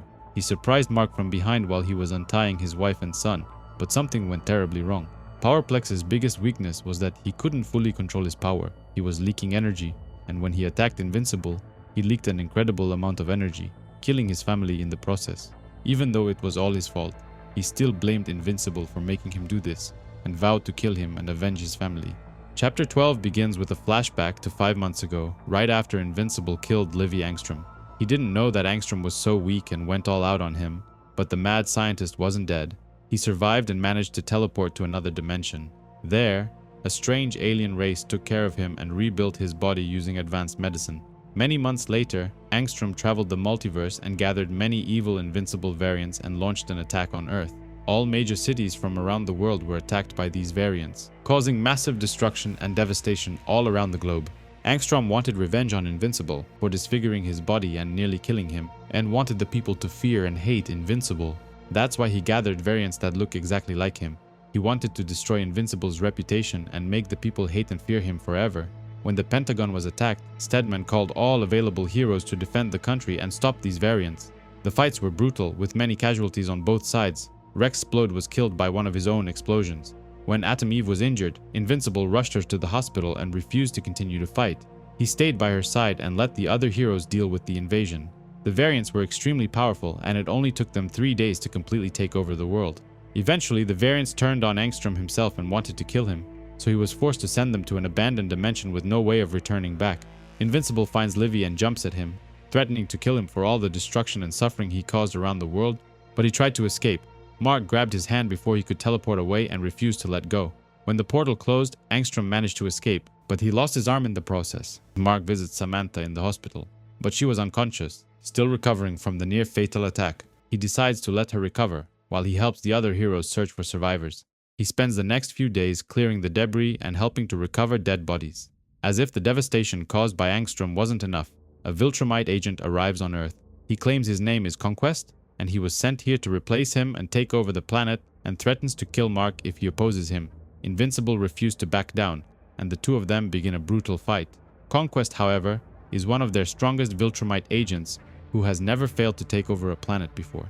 He says he likes to fight and wants Invincible to go all out and give everything he has in him, but it still wasn't enough. Oliver comes and tries to help his brother, but he was nowhere near as strong as them and gets pushed aside easily. Meanwhile, Samantha wakes up in the hospital and asks her parents what happened to Mark. She sees him on TV fighting Conquest and rushes immediately to the scene to help him. She tries to trap Conquest inside a sphere of energy, but he easily destroys it by clapping his hands. Conquest then punches her in the face and stabs her through the abdomen using his hand, leaving a big hole inside her body. Mark rushed to grab her as she was falling to the ground and prayed for her to still be alive. Conquest thanks Invincible for allowing him to go all out. It's been a long time since he's done this, and he loves every minute of it. Invincible is infuriated and loses control, breaking Conquest's robotic arm with a powerful punch. He then continues a series of attacks, punching, kicking, and even biting and taking a big chunk of flesh from the mad Viltrumite out of nowhere. Samantha recovers from her injuries, and her body completely heals up, allowing her to get up and launch a devastating blast of energy towards Conquest. The blast was powerful enough to completely burn off his body, but he still refused to give up. Mark then pinned him to the ground and continued the attacks with a series of headbutts that completely destroyed Conquest's face.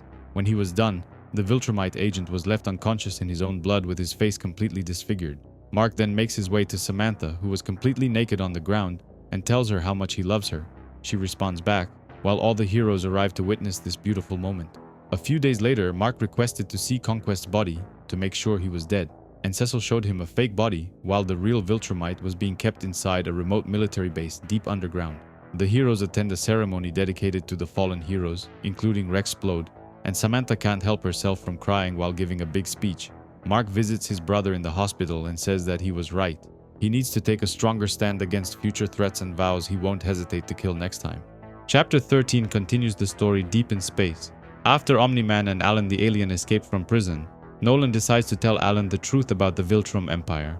After the Empire began expanding and conquering many worlds, their enemies created a special virus called the Scourge virus, which had devastating effects on the Viltrumite population.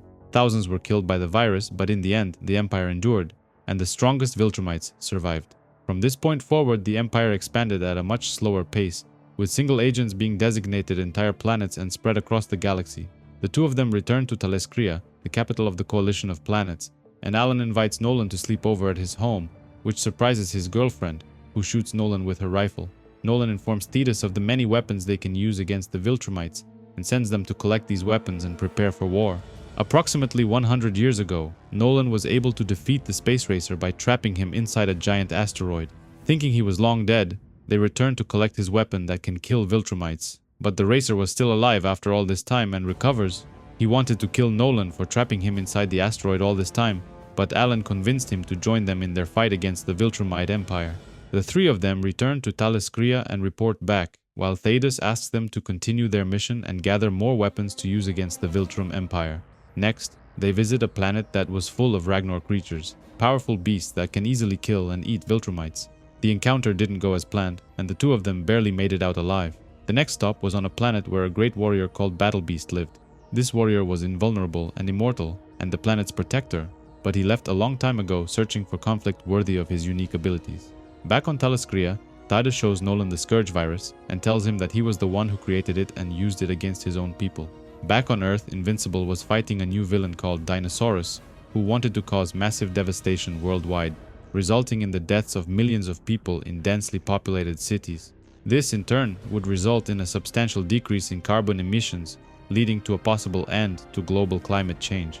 Invincible punched him so hard, revealing that he was actually just a normal man with the ability to transform into a dinosaur.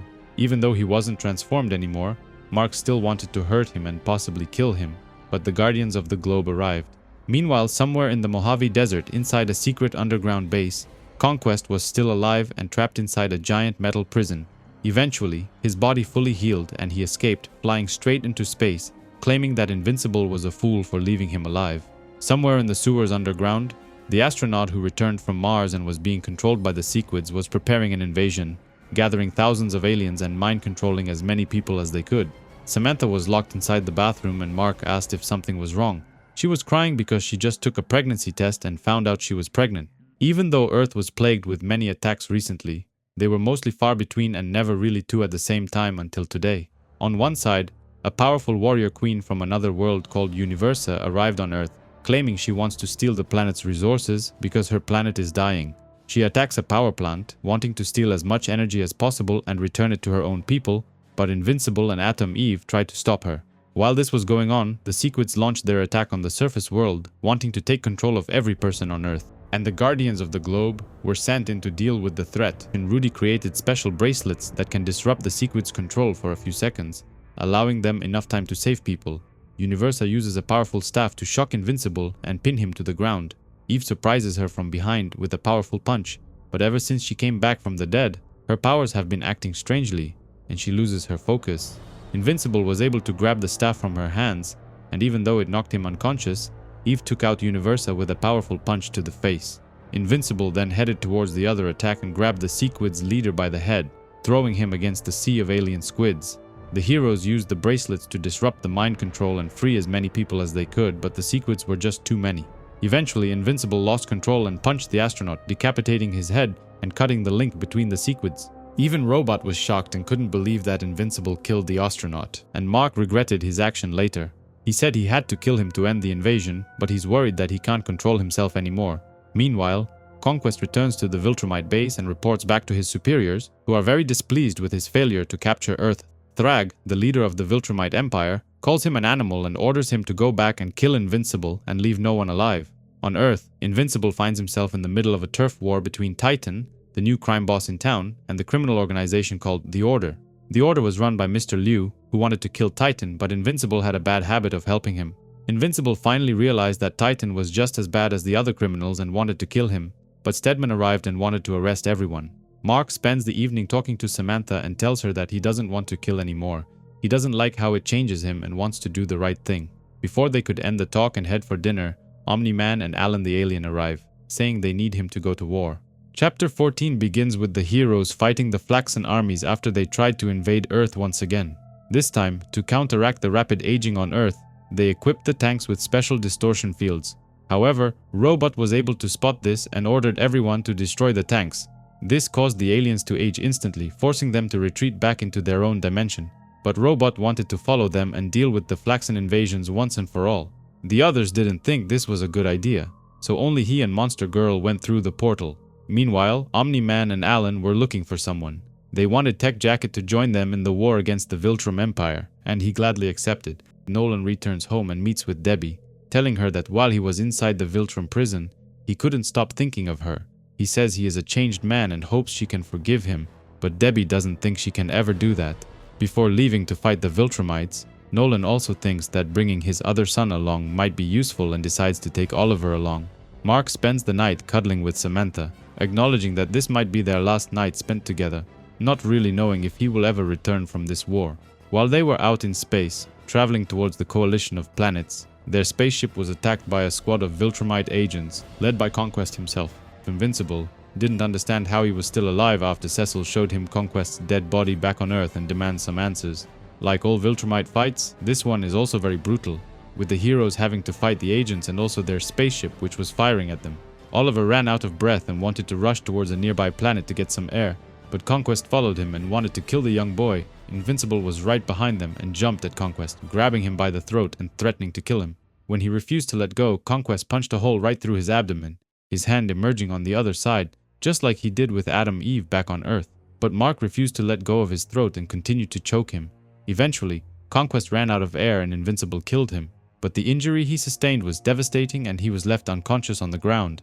The Viltrumite agents couldn't find them anymore and left the area while Alan and Tech Jacket hid aboard their ship. Nolan bandaged his son and told Oliver they needed to wait on this planet until Mark was fully healed, which could take months. They spent the next months bonding as father and son, training and surviving by eating the insects on this planet, which were very delicious according to Oliver. While this was taking place, Alan reunited with the coalition of planets and launched attacks on Viltrumite-controlled worlds, but the attacks failed and the casualties were great. Thrag decides this is an opportunity to strike back and orders his fleets to attack Taleskria, the heart of the coalition of planets. The fighting was devastating to the planet, entire cities being wiped out and its people killed. Even Thaddeus, who was a Viltrumite himself, joined the fight, but it was not enough and the coalition was losing the war until Omni-Man and his two sons arrived. They were able to quickly turn the war in their favor, going head to head with the Viltrumites, and eventually Thrag was forced to retreat to prevent the loss of further Viltrumite life. However, the coalition wanted to finish this, and gathered their strongest members to head towards the Viltrum planet and kill the remaining Viltrumites. They arrived and were greeted with a gruesome sight. The planet was surrounded by thousands of dead Viltrumites, who fell victims to the Scourge virus, but one of them was still alive and she attacked them. Thula was a cunning assassin and was hiding among the dead bodies, but Battle Beast attacked her and pulled her aside to fight. Meanwhile, Thrag and the rest of his warriors were rushing towards them, threatening to kill them. However, an unexpected surprise appeared out of nowhere. The space racer arrived carrying many Ragnar creatures, which he sent to attack the Viltrumites. Everyone was holding their own, but Thrag was just too powerful. A full punch from Invincible and he didn't even flinch. Oliver wanted to try as well, but this proved to be a mistake because Thrag broke his hand off, and then his jaw, leaving Oliver for dead. Invincible was infuriated, going all out on Thrag, claiming he killed Conquest and now he was going to kill him as well. But the fight was evenly matched, with no clear winner in sight. That's when Thaddeus got an idea. He asked Omni-Man and his son to follow him and fly towards the core of the planet at maximum speed. They entered the planet's core and emerged on the other side, causing a big disaster and the entire Viltrum planet to explode. The explosion was devastating and caused everyone to scatter, and Thrag was visibly affected by this. Thaddeus asked him to surrender, saying he didn't have an empire anymore. His armies were decimated, and his planet was destroyed. But this infuriated Thrag, who launched himself at Thaddeus, grabbing his head and removing it from his body. He then held it in his hand, claiming the rest of them were next. He went all out, dealing first with Omni-Man, while Invincible was still mourning his brother's death. He dealt with Battle Beast in an instant, discarding him like he was nothing. Alan was fighting off the other Viltrumites but losing badly. Space Racer jumped to his rescue and saved him and Tech Jacket, and then ran away. Omni-Man tells his son that Thrag was trained from birth to be the best and strongest Viltrumite of all, capable of leading the Empire, meaning they have no chance of actually defeating him alone. Thrag punched Omni-Man through the stomach, leaving a big hole inside his abdomen, but he hesitated when it came to killing Invincible. He calmed his rage and told the other Viltrumites he would spare their lives because he needed them to ensure the survival of their race. Eventually, their bodies were recovered by the Coalition and taken to the infirmary to heal. Oliver and Omni-Man are still alive, while Alan said he was appointed as the new leader of the Coalition of Planets after Thaddeus was killed in battle. Invincible realizes that Thrag left them alive in order to make them suffer by going to Earth and killing everyone. He imagines the Viltrumites already on Earth, killing everyone they ever cared about, including his girlfriend Samantha. They arrive back on Earth, and Invincible flies towards the planet at maximum speed, and Thrag greeted them. He said he has done nothing to the planet yet and offers them a peace deal. He wants him and the other Viltrumites to live among the people on Earth and build lives here. He wants his people to mate with the Earth females and create offspring, thus ensuring the survival of the Viltrumite people. If they refuse his offer, he would kill everyone on this planet. Nolan and his son accept the peace offer and Thrag leaves, saying they will never see each other again. Mark returns home and goes to see Samantha, who has gotten a little fatter while he was away. But he says he likes the new look.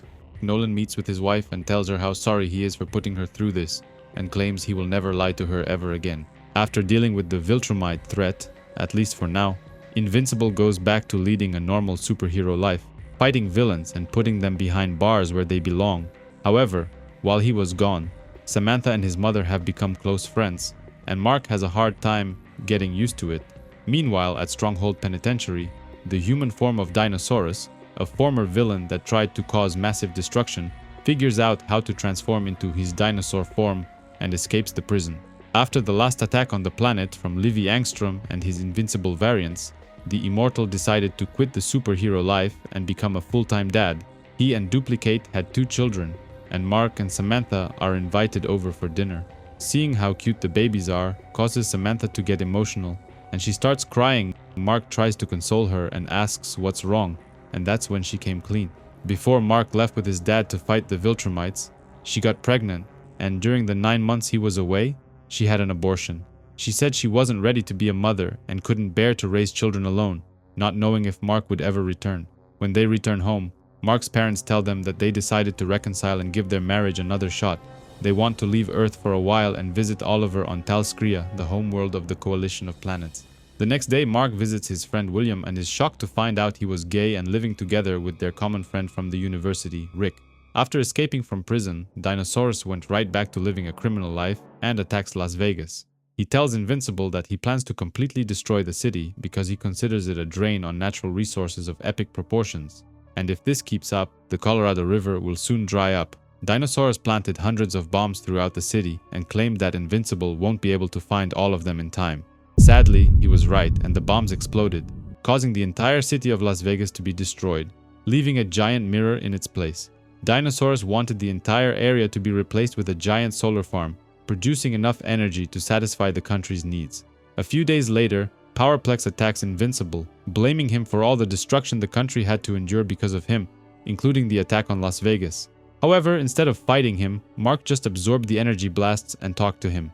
He was able to convince Powerplex that none of these attacks happened because of him, and that he alone is responsible for his wife's and son's death. Cecil Stedman asks Robot to lead the new Guardians of the Globe, after the Immortal quit and decided to be a full-time dad.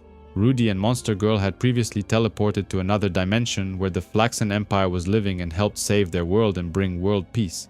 But ever since they came back, things haven't been the same between him and Monster Girl. Something happened while they were away. After everything that happened in Las Vegas, Invincible decides to visit Universa in prison and offers her a deal. He offers to give her as much energy as she can take and bring it back to her own people, and hopefully save her planet. Universa was grateful for the help and hopes that one day she can repay his kindness. After the attack on Las Vegas, Dinosaurus turned himself in, and Cecil visits him inside the prison. Recognizing his potential, Cecil offers him a position at the Pentagon to work for him, and he accepted. Monster Girl celebrates her birthday, and the Guardians of the Globe gather around her to wish her the best. While she was trapped with Robot in the Flaxen dimension, she aged 12 years and didn't look like a young girl anymore, so every guy was hitting on her. Mark asks Rudy if everything is okay between them, but something happened in the other dimension, and things were far from okay. Cecil brings Invincible to Las Vegas to show him something. A double-sided solar panel that is able to absorb twice as much solar power, thanks to the giant mirror that was created once the city was destroyed. Even though what Dinosaurus did was terrible, the aftermath had very positive effects, and the solar panel array will provide cheap, clean energy for nearly half of the citizens in this country. Invincible realized that sometimes sacrifices have to be made for the greater good and visits Dinosaurus inside the Pentagon. He offers him a deal to work together and change the world for the better, but maybe without killing so many people in the process. Mark helps Dinosaurus escape and goes directly to his secret hideout, where they prepare to save the world together. Chapter 16 continues the story in space, with Omni-Man and his wife traveling to Talskria to meet their son Oliver. But the two of them couldn't keep their hands off each other, even though it was very hard to get some privacy. After being nearly killed by Thrag, Oliver recovered and grew up quite a bit. He wasn't just a little kid anymore. He loved living on Talskria and lived together with Alan while continuing to be a superhero and fighting bad guys. Both his parents were happy to see him, and Debbie couldn't be happier to finally hug him again. Even though she is only his foster mom, they became very close, and she loves him very much. Nolan tells Alan what happened on Earth and how he made a deal with Thrag to let the Viltrumites live on Earth in peace. But Alan doesn't like this one bit and is worried about the whole situation. The next day, Alan tells Nolan that he thought about it and wants to use the Scourge virus against Thrag and his people, but Nolan hates this idea and says this means the extermination of his race. He believes that by allowing the Viltrumites to live on Earth and reproduce, it will change them, just like it changed him. The two of them disagree and start fighting, and Nolan tries to steal the virus from Alan, but it was too late. He had already moved it. Human DNA is very similar to Viltrume DNA, and there is a very high chance that the Scourge virus will also affect the human population, possibly killing every human on Earth. Alan knows this, but as the new ambassador of the Coalition of Planets, he is willing to take the risk for the good of the galaxy. Oliver tries to help his father, but he soon realizes that what Alan is suggesting makes sense, and he didn't like humans that much anyway. Alan's guards try to arrest him, but Nolan manages to escape and fly down to Telescria to explain everything to his wife, moments before he was arrested. Meanwhile, back on Earth, Invincible was now working with Dinosaurus, and they joined forces to take down a powerful villain named Omnipotus. This enemy came from another dimension and wants to drain this world of all energy. He quickly incapacitates all of the heroes, but Dinosaurus was able to bite his head off, which caused his body to explode and kill him. When they recovered, the Guardians of the Globe wanted to arrest the two of them, because Dinosaurus was still a wanted man after what he did in Las Vegas, but Invincible flew away and helped him escape. Mark returns home and explains what happened to Samantha, but she doesn't believe it's a good idea to work together with a wanted criminal. Cecil intervenes, but not to arrest Mark. Instead, he informs him that Alan the alien is in Earth's orbit again.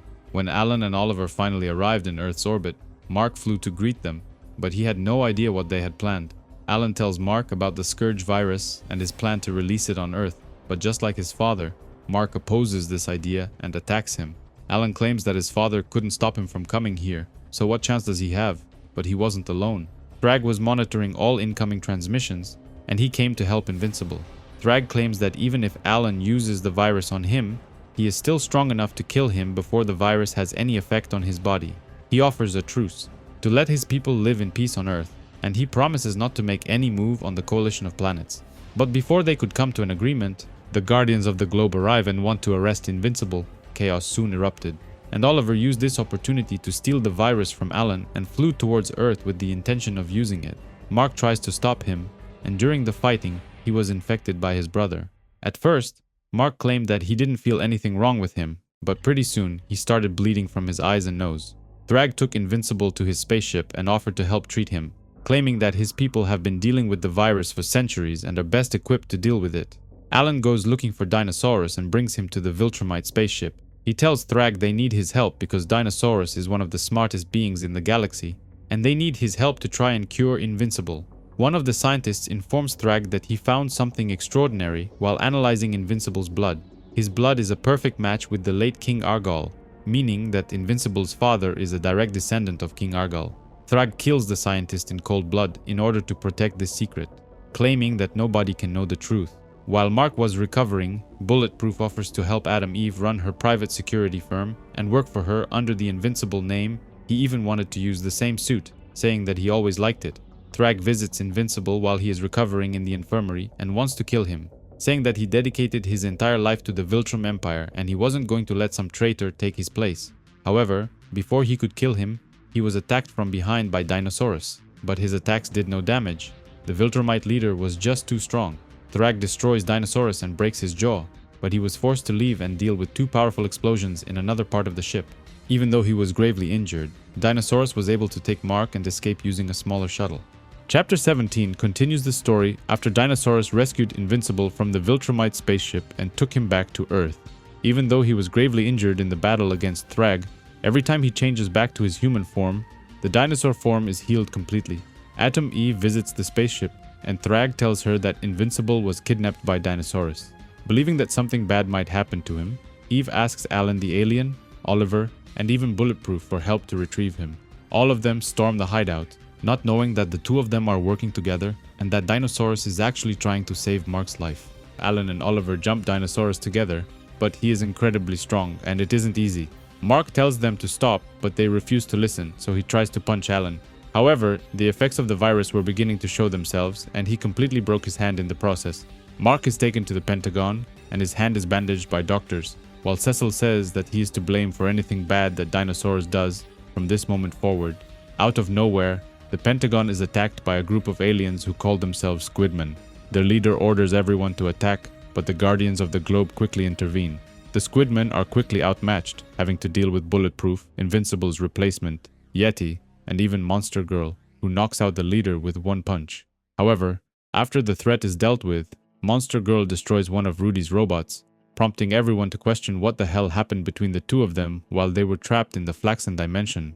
After the last invasion, Robot wanted to go to their own dimension and prevent the Flaxen Empire from attacking Earth ever again, but only Monster Girl followed him. After arriving on their homeworld, they are quickly outnumbered and forced to surrender.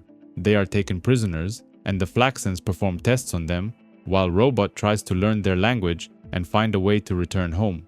During their time spent inside the prison, they become friends with other prisoners, who tell them that their leader organizes fights to the death between champions. Monster Girl is chosen as his champion because of how strong she is. Since being in this dimension, none of them have aged one day. Time passes very slowly in this dimension. After 20 years spent in this world, Robot plans an attack and wants to kill the leader, but they fail.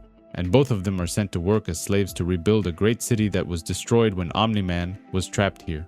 Eventually, Robot and Monster Girl become well known in this city and form a resistance with the slaves that quickly outnumber the number of soldiers. It takes nearly 100 years to rebuild the city and organize the resistance, gathering supplies and building tunnels underneath the city.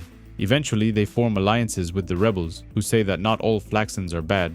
The royal family had been ruling over the empire for thousands of years, conquering other worlds and dimensions and enslaving its people.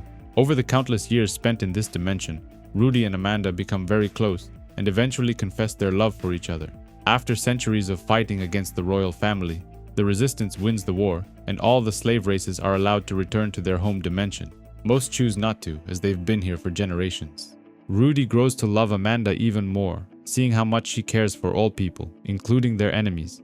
Once the war finishes, Robot is elected to be the new leader and rule over the Flaxen people. Rudy and Amanda become leaders and are beloved by all its people. When they finally have the opportunity to return back to Earth, they choose to stay and continue their work in this dimension. What follows is a period of peace and great prosperity, with great advancements in technology. It only takes the Flaxen people a few decades to rebuild after the war. After nearly 15 years, the royal family and their descendants are turned into slaves and are forced to work in the mines just to survive. Amanda asks Rudy to free them and let them live a normal life, but he opposes this idea. Eventually, she tries to help them inside the mines, and the royal family is grateful for her help, but this infuriates Rudy, who screams at her and tells her to get out of his sight. She spends the next decades alone and separated from Rudy, but eventually she misses him too much and the two of them reunite. But just like before, the two of them don't see eye to eye regarding the royal family, and Amanda joins forces with the resistance, who eventually overthrow Robot. The empire is back in the hands of the royal family, and Amanda becomes lovers with one of the female heirs to the throne. However, it doesn't take long for the Flaxen Empire to go back to their old habits and invade other dimensions and enslave its people. Monster Girl breaks into the prison and frees Robot, claiming he was right all along and they have to stop the royal family again. They are able to quickly gain control over the empire and imprison the royal members once again, but Amanda can't help but feel guilty. While Robot was in prison, she had an affair with the female Flaxen while in her monster form, and got her pregnant. Robot feels hurt and betrayed, and he completely changes his view of her. He returns several days later and says he found a successor to replace him so they can finally return home to Earth. Even though they spend nearly 1,000 years in this dimension, they only look about 12 years older when they return home. Ever since they returned, things just haven't been the same between Rudy and Amanda, and there is always this constant tension. However, everybody is shocked when the Flaxen Empire attacks London once again. Robot can't believe it, not after everything they went through. When they left, the Flaxen Empire was at peace, and the royal family had been erased. They shouldn't be back to invading other dimensions. That's when a powerful creature emerges from the portal, dressed like a regular Flaxen soldier but resembling Monster Girl. This creature is incredibly strong, easily dealing with robots, drones, and even the Guardians of the Globe. Monster Girl is unconscious, but she recovers just in time to save Robot from being crushed to death. The creature decides to speak and reveals the truth, claiming he is Monster Girl's son, the one that was created when Amanda procreated with the female member of the Flaxen Royal Guard. He was raised among the royal family and was trained for one purpose: revenge. Monster Girl had no idea that she had a son. She is just as shocked as Robot is, but he doesn't care and attacks her viciously. Eventually, all of the heroes unite and slowly push back the Flaxen armies, while Monster Girl is able to take down her son, even though she has to knock him unconscious. A few days later, Amanda visits her son inside the Pentagon prison and says she cared about his mother, but they were never meant to be together and that she never knew he even existed.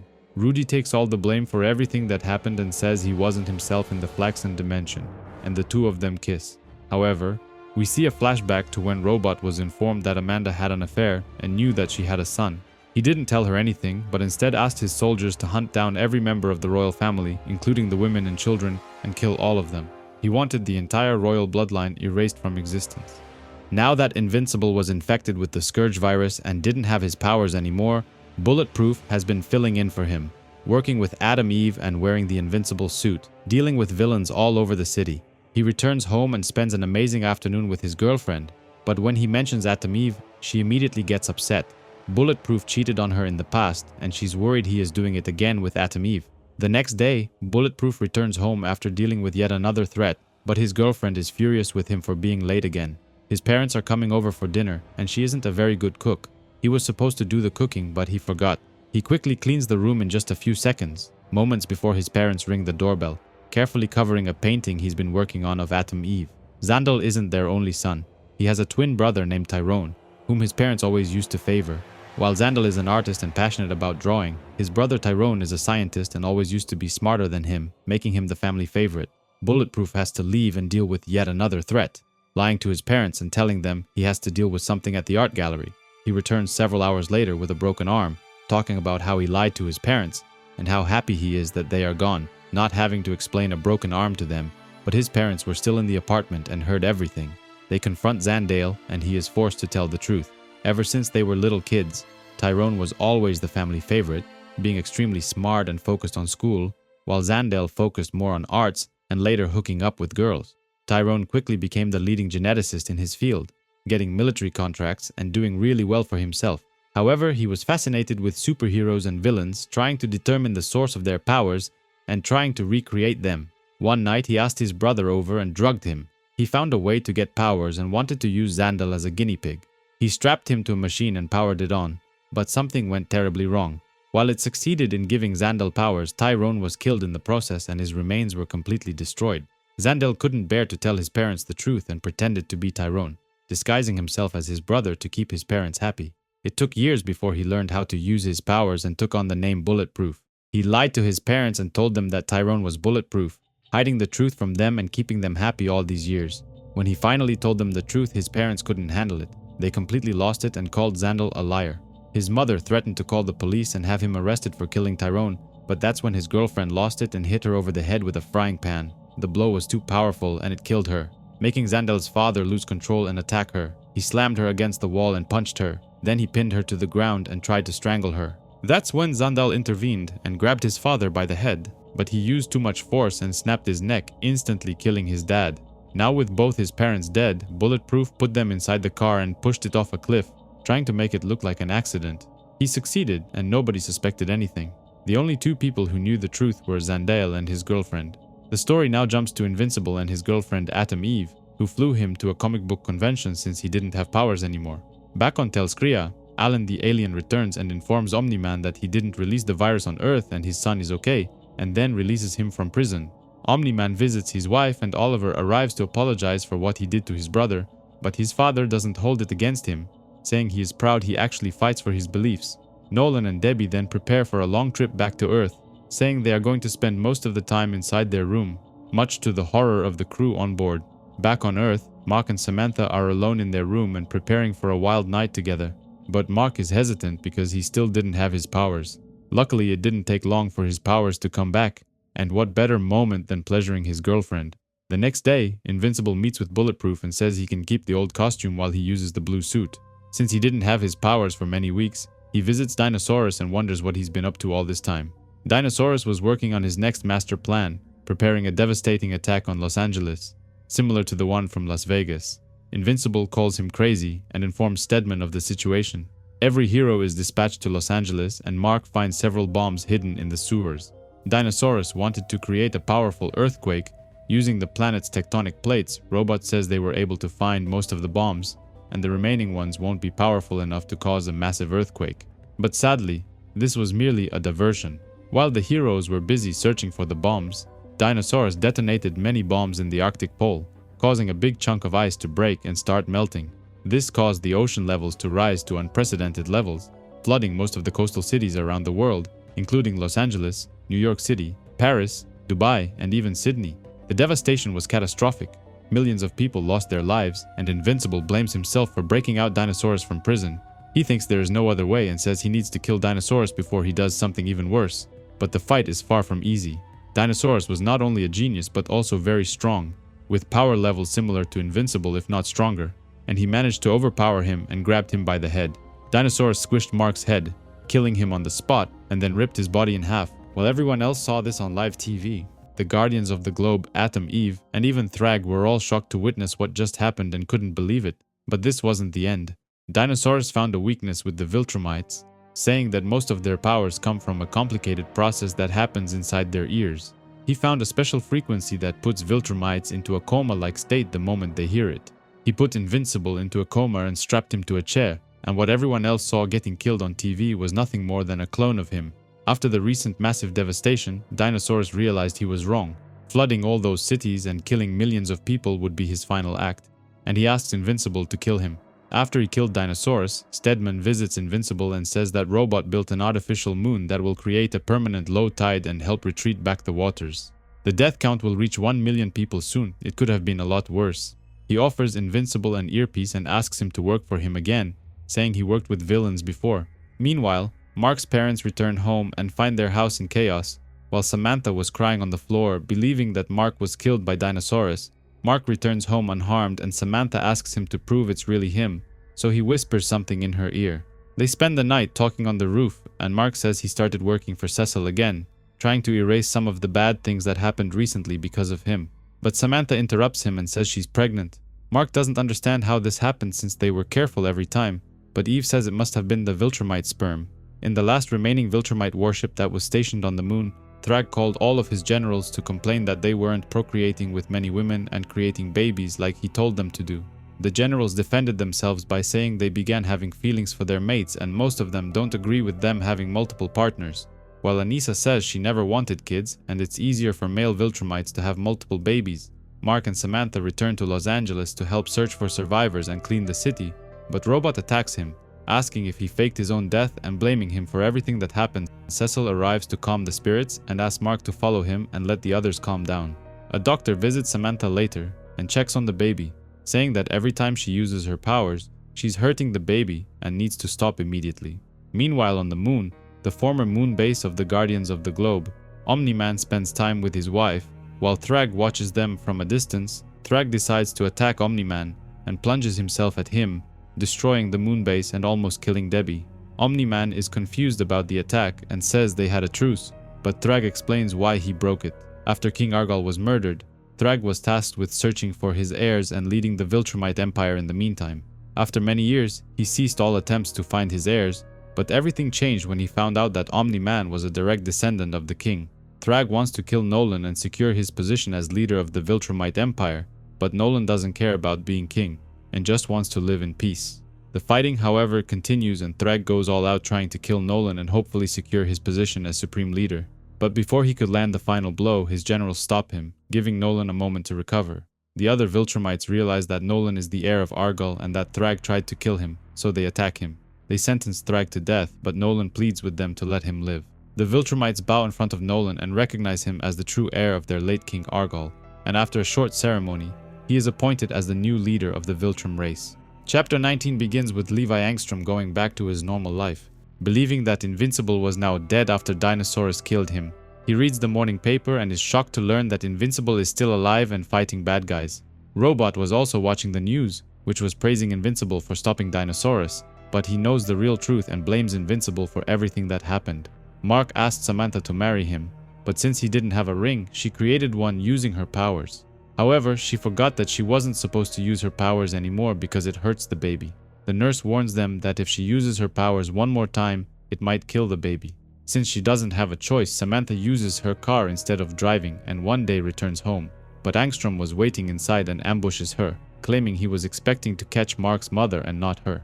Invincible returns home and is shocked to find Angstrom inside with Eve, but before he could do anything, the mad scientist teleports him away to an abandoned dimension. Mark was teleported to the same dimension that Angstrom used to discard his evil variants, and he finds one of them eating the corpse of another variant. This variant claims they were abandoned here with no food, and he was forced to kill the other Invincibles and eat them to survive. He wants to eat Mark too, claiming his meat is still fresh and tastes a lot better. But Mark defended himself. Meanwhile, back on Earth, Angstrom realizes that Samantha has powers and is pregnant, but she can't use them to save herself. They start talking, and he blames what happened to him on Invincible, but Eve claims he did it to himself, probably because he was transferring the minds of all his other variants. His memories got twisted around, and he remembers things differently. Eve asks Angstrom if he ever stopped to consider what he could have accomplished if he used his powers and intellect toward a greater cause other than revenge. Meanwhile, Mark was fighting off the cannibal version of himself, but he wasn't alone. Another variant was also alive, and he came to help Mark. They were able to take down the cannibal and kill him. Out of nowhere, another portal opened, and the two Invincibles used it to go back to Earth. Atom Eve asked Mark not to attack Angstrom, but the other variant didn't care. Angstrom claimed he had a plan to make the world a better place before the accident and says he is sorry for spending all this time trying to kill Mark. He vows he is a changed man and offers to send back the other variant into his own dimension, but just before leaving, the evil variant grabs Angstrom and they disappear together. Mark wanted to follow him, but it was too late. They were both gone to God knows where. Back on the Viltrumite warship, Omni-Man, who was now the new leader of the Viltrume race, decides to release Thrag and says he will work to change the Viltrume race, hopefully helping them to become better people and forget about the old ways. He wants Thrag to live and witness all the great things his people will be able to achieve under his new leadership. Amanda and Rudy go on a date, but even though they had a lovely evening, something was bothering Rudy. He confesses that things haven't been the same ever since they came back from the Flaxen dimension. He ruled over an entire world, and the people worshipped him. He was somebody important, while on Earth he is nobody.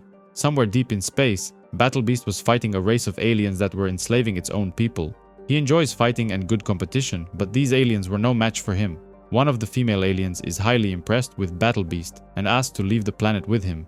Beast agrees to take her and tells the space racer that he is ready to go to Talescria and meet Alan the alien. Back on the moon station, Mark and Samantha have dinner with his parents, and Mark claims he can kick his father's butt, but Nolan asks him to prove it, and the father and son have a friendly arm wrestling competition. Even though Mark put up a good fight, his father won the arm wrestle and completely destroyed the table that his wife loved very much. Battle Beast finally arrives in Talescria and meets with Alan, who tells him he wants him to hunt down and kill Thrag.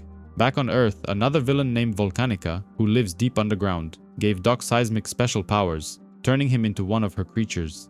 Together, they launched an attack on the surface world, but the heroes gathered to confront the creatures. The fight quickly turned in their favor when Anissa joined the fight, taking out a giant monster all by herself. She then talked with Invincible and said she was watching him, and then out of nowhere, she kissed him. When Mark resisted, she said that she likes it better that way. Mark returns home pissed about the kiss from Anissa but doesn't want to talk to Eve about it. After his evil variant grabbed Levi Angstrom and disappeared into another dimension, Mark asked Robot to find a way to go after them, but Eve doesn't approve of this, and they have a big fight over it. Eventually, Invincible and Robot travel to the other dimension where the Viltrume Empire was successful at taking over Earth, and many Viltrumite spaceships were parked in space around Earth. Conquest greets them and asks them to follow him to the Pentagon because someone wants to talk to them.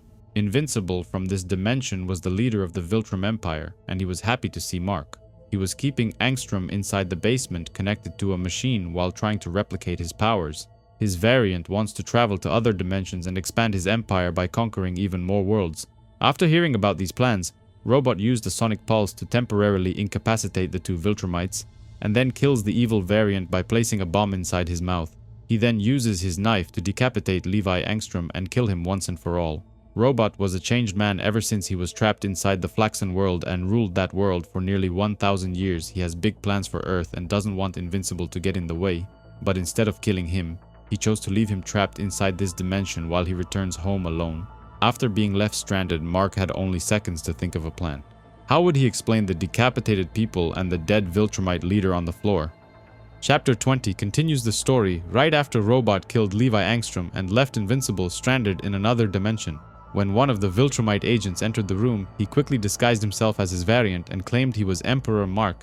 Mark didn't know what to do next until he remembered that this Earth is similar to the Earth in his own dimension.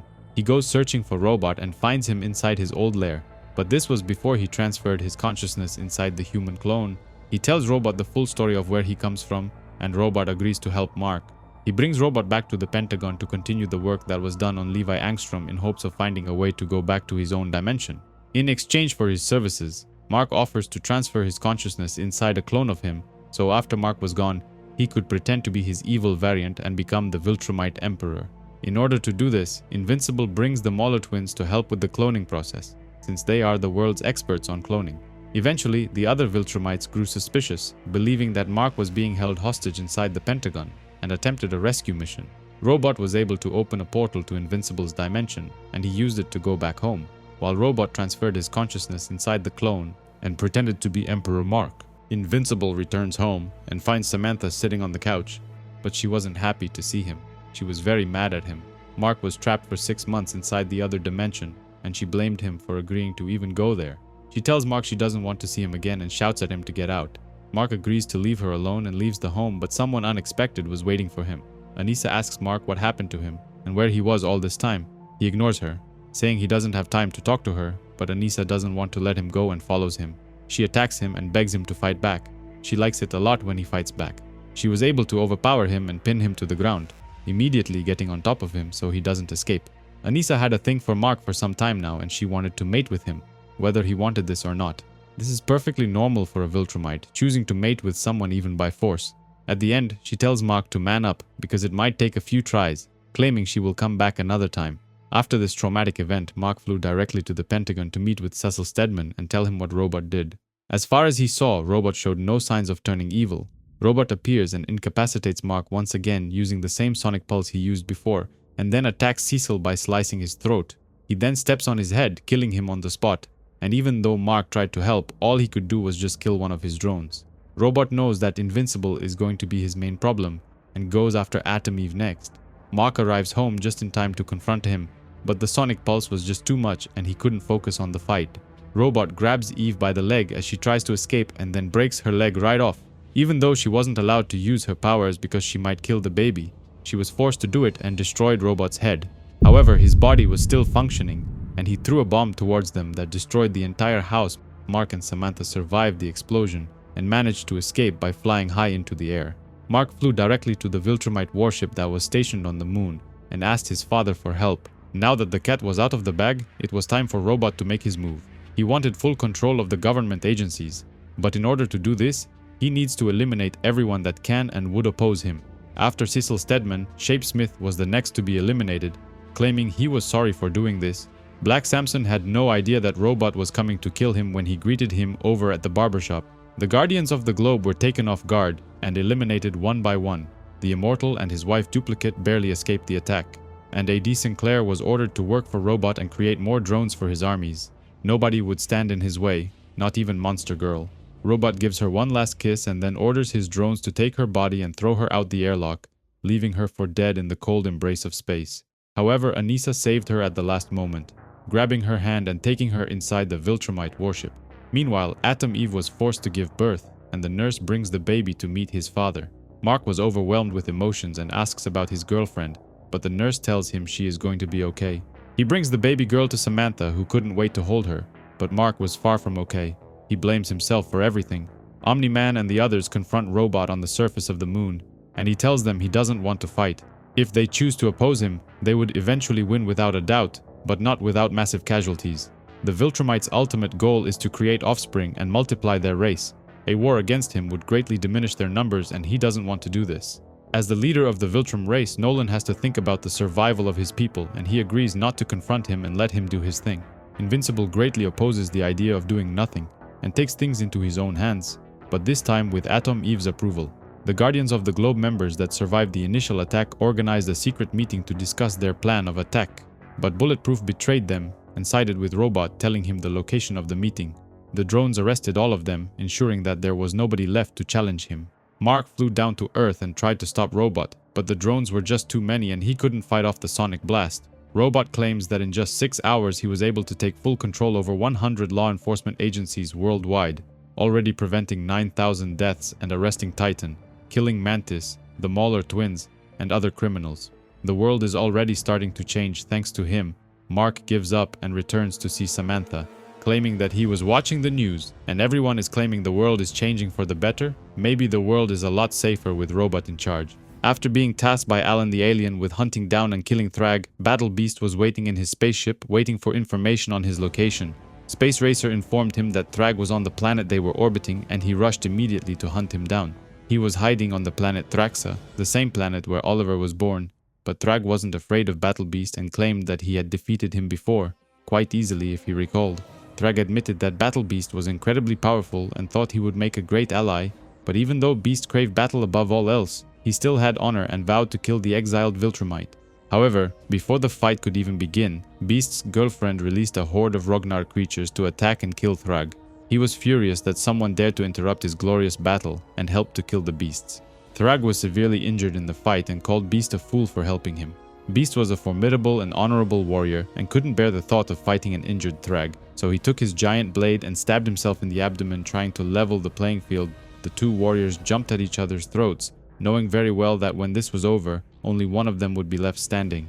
Battle Beast bit Thrag on the head and took out his eye, but Thrag said he fought for the survival of his race and he wouldn't lose this fight. He came to the planet Thraxa to mate with the females here, hoping that their rapid aging would help them grow a lot faster compared to normal humans, and he would be able to create an army of half-breed Viltrumites. The surviving heroes attended the funerals of everyone who was killed by Robot when he took over the government, including Cecil Stedman. And Mark couldn't believe that Rex had the nerve to show up and sit next to Eve after he broke off her leg. Mark tried to convince his father, but Nolan refused to make a move against Robot. He talked to Samantha and they both agreed that they couldn't live here anymore if Robot was going to be running things from now on, so they decided to leave Earth and move to Taleskria. After saying goodbye to their friends like William, Rick, and even the Immortal and his wife Duplicate, Mark took his wife and their baby girl Terra on a long journey to their new home. They arrived on a strange new world, much different than Earth, with flying spaceships everywhere and robots patrolling the streets. They were greeted by Alan the alien, who wanted to say hello to their daughter, but he got punched in the eye and started screaming in pain. Oliver also came to say hello. He had grown quite a bit and had a girlfriend named Haluma.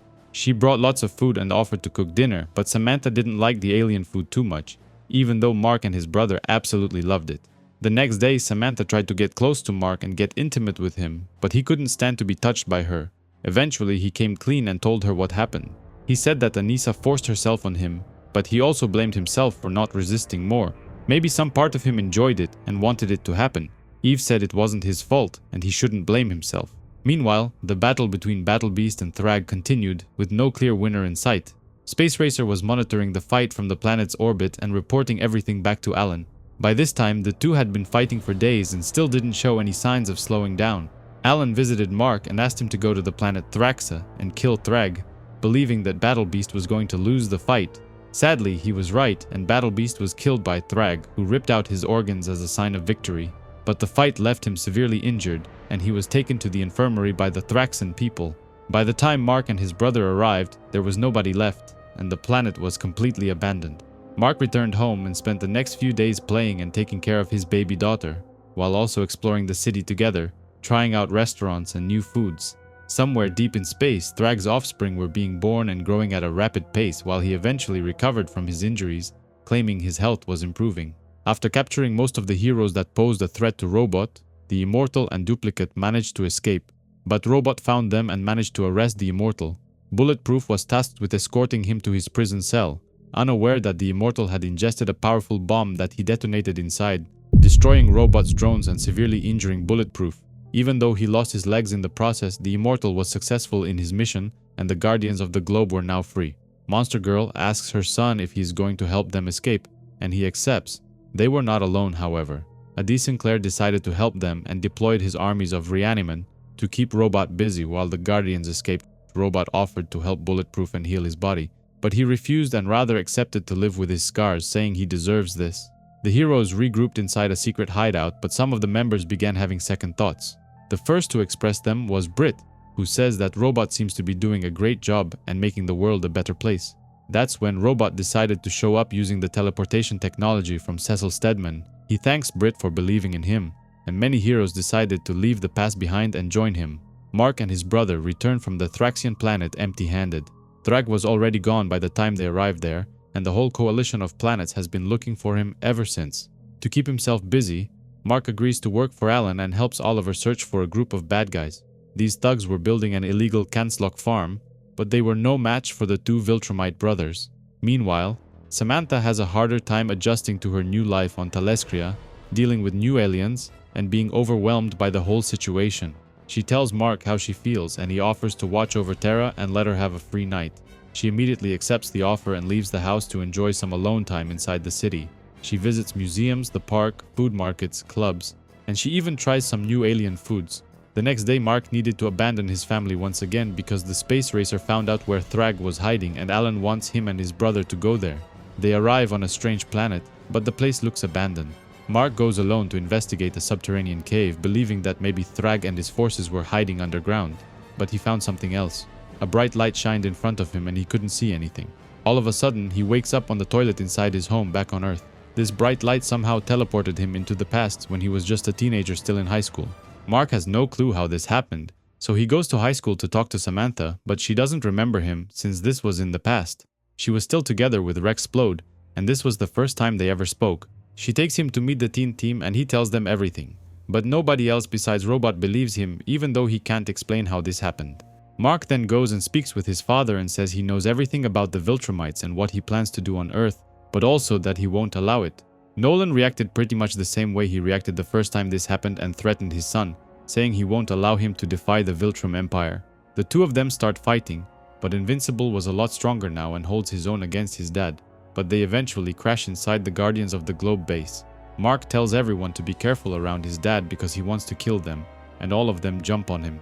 Omni-Man was still incredibly powerful and fast, and he killed the Immortal by stabbing him through the abdomen. However, Martian Man was able to phase through his body, which made him sick, and War Woman knocked him out using her mace. Later, Nolan thanks his son for stopping him from killing the Guardians.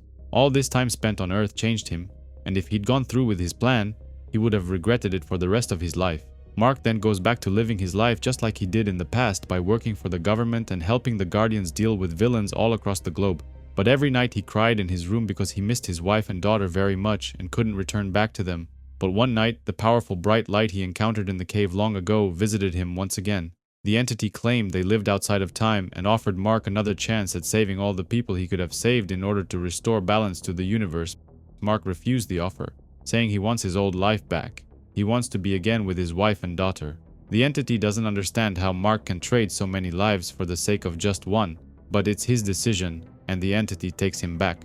Mark immediately flies back to Talescria and hugs Samantha, who was shocked to see him return after all this time.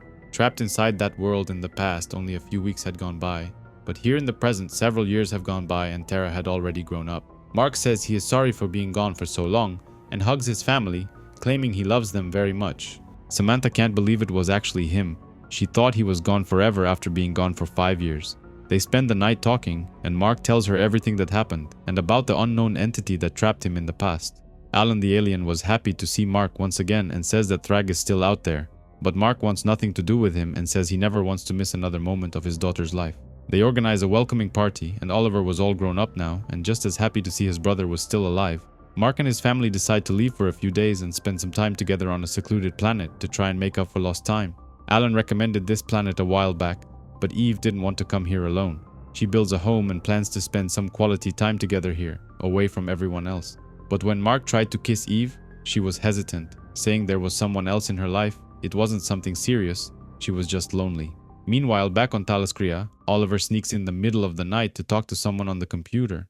He was secretly talking to Thrag and feeding him information about the status of the coalition of planets.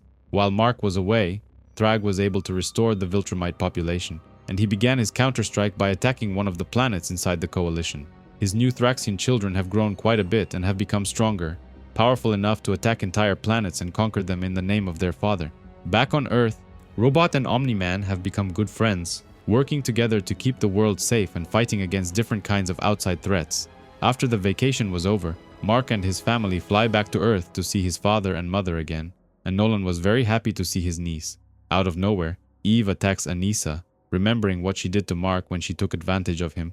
But Nolan intervened and put a stop to it. But all these years spent on Earth have changed the Viltrumites, and Anissa returns down to Earth to meet her husband, a man she met and bonded with, giving birth to a beautiful baby girl. But that was not her only child. Anissa also has a young baby boy that looks very similar to Mark. Ever since Robot took over the government and was placed in charge of security, everything had gotten better, and the heroes joined his cause to make the world a better and safer place. But Mark still isn't convinced and can't accept the fact that Robot tried to kill them when he took over control. He leaves Earth and returns with his family back to the planet, away from civilization and all the dangers of the galaxy. But danger was never really far away, because Thrag orders his two children, Onan and Ursal, to hunt him down and kill him. Thrag informs Oliver of his plans and says it's time for him to prove his loyalty to the Viltrume Empire, but Oliver begged him not to hurt his brother. Back on the planet, Invincible and his family were having a good time enjoying each other's company, when out of nowhere, Onan attacked Terra. Trying to hurt her, Mark reacted immediately and smacked Onan over the head, while Eve took their daughter away. But Ursal was right behind her and broke off Eve's prosthetic leg, which prompted Terra to ask her mother if she is a robot. Eve throws Terra over to Mark and tells him to fly away and take her to safety while she stays behind to fight Ursal. Mark managed to gain some speed, but he couldn't go too fast because his daughter couldn't handle it, and eventually, Onan caught them from behind. He attacks Mark, prompting him to drop Terra and leaving her to freefall to her death. But just moments before she hit the ground, she started levitating and she flew for the very first time. But her joy was short-lived because Thrag showed up and grabbed her by the leg, saying that her death is going to be more painful now. Out of nowhere, Oliver appears and jumps Thrag, prompting him to release Terra and run away. But attacking Thrag was a big mistake because Oliver was instantly killed by him and left for dead in a puddle of blood. Mark reunited with Eve and threatened to kill Onan if he didn't let his daughter go. But Thrag doesn't believe that Mark would kill him, saying that humanity is his greatest weakness. But he was wrong, and Mark strangles Onan to death and then throws his body towards Thrag, distracting him long enough for Eve to get to her. But unfortunately, Ursal returns and attacks Eve from behind, breaking her jaw, saying she deserves this for killing her brother. Thrag also overpowers Mark and literally breaks his body in two, spilling his guts and organs everywhere. Thrag then asks Ursal to leave them breathing long enough for their daughter to watch them die. Just minutes after they left, Eve was able to heal herself and Mark completely. Every time Eve's body is pushed to the extreme, her body overrides her limitations, and she can rebuild organic matter, allowing her to heal both of them and even her daughter's leg, which was broken during the fight. Sadly, Oliver was already dead, and there was nothing she could have done for him. For the first time in a long time, Eve and Mark both agreed that if they want to have their lives back and live peacefully, they would have to kill Thrag. Chapter 24 begins on Tailskria during the funeral of Invincible's brother, after he was killed by Thrag. Nolan and his wife came to attend the funeral and were heartbroken that their second son was dead. Mark blames Alan the alien for sending Oliver undercover to work for Thrag and punches him in the face. The fight continues until Samantha interferes and screams at Mark to stop immediately. She blames him for being reckless and always doing stupid things without thinking of the consequences, just like on the planet where he was sent back in time. Eventually, everyone calms down, and Alan returns to his girlfriend. Mark and Eve spend the rest of the day talking but realize that they never actually got married. The two decide to get married and invite their friends, even though it wasn't the best moment after Oliver just died. But this might be their last chance before going to fight Thrag. Meanwhile, on another planet, Ursal was mourning the death of her brother Onan, and tells her father he doesn't care about them. He only cares about the glory of the Viltrume Empire. Thrag dismisses this and says he cared very deeply about her brother, even though he never showed it, and hugs his daughter. Mark asks his father to gather the remaining Viltrumites and join them in their mission to take down Thrag. Nolan was hesitant at first, but eventually agrees to talk to them and ask them to help. Before leaving for this final and dangerous mission, Mark spends the day with his wife and daughter, visiting the city, eating delicious new foods, and playing together. The coalition of planets begins their assault on Thrag by freeing planets that were taken by him and his armies of half-breed Viltrumites. They managed to capture one of them alive and release him just so they could follow him back to Thrag and his forces. In another part of the galaxy, Ursal witnesses more signs of her father's aggression and disregard for her fellow brothers and sisters, and begins to question her loyalty. The coalition finally finds Thrag and begins their assault, going all out against his forces. While he claims he wasn't expecting them so soon, Thrag orders his legion of half-breeds to attack the traitors and kill them in his honor. The half-breeds were not strong at all, but they were fast and they were many. Mark and Eve were overwhelmed by their numbers and utter disregard for their own lives. The The half-breeds were recklessly attacking and dying in the process, but it was as if they didn't care and just jumped to their deaths. Ursal begs her father to stop the attack and spare her brothers and sisters, but he grabs her by the throat and says it's not her place to question him. The first wave of attacks stopped, and the coalition regrouped inside the warship, claiming that they were heading towards Earth where they prepared an ambush for Thrag. Nolan asks his fellow Viltrumites for help in taking down Thrag, and they vowed to protect Earth and the families they managed to build here. After being informed of the whole situation, Robot set a plan into motion that involved kidnapping every Viltrumite child on Earth and taking them to a secure location inside the Pentagon. He promised not to hurt them, saying that this is for their own good to ensure their safety.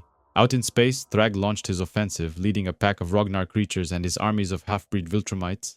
His former generals were now his enemies, and they attacked him, but he was able to use the Rognars to kill a bunch of them. The coalition joins the battle, and Omni-Man says he's going after Thrag and jumps him head-on. Even though Nolan struck the first punch, Thrag recovers immediately and punches him right back. But Nolan was nowhere near as strong as the former Viltrumite leader, and breaks both of his hands during the confrontation. Mark tries to help his dad and jumps on Thrag, but he just throws him away and lets his children deal with him. Thrag goes right back to attacking Nolan and stabs him through the chest. Nolan survives this attack and says it's gonna take a lot more than that to kill him, so Thrag uses his other hand to slice his body in half. Mark watches in horror as his father is being killed, but there is nothing he can do. He is literally surrounded by half-breeds. After seeing what happened to Omni-Man, Atom Eve sprung into action and left the spaceship to save him. Even though she can't breathe in space, Mark was able to free himself from the half-breeds and attack Thrag at full force. But even he couldn't believe it when he saw that Robot came to help him using a very powerful robot. Atom Eve grabs Omni-Man and tries to take him to safety, but she was attacked by the Rognar creatures. Anissa, out of all people, jumps to her rescue, pulling the beast away so she could escape, but she gets injured in the process. Eve grabs her also and flies towards the spaceship to save both of them. Ursal watched as all of this was going on and couldn't help but admire the loyalty and love the coalition members have for each other, something she never saw from her father.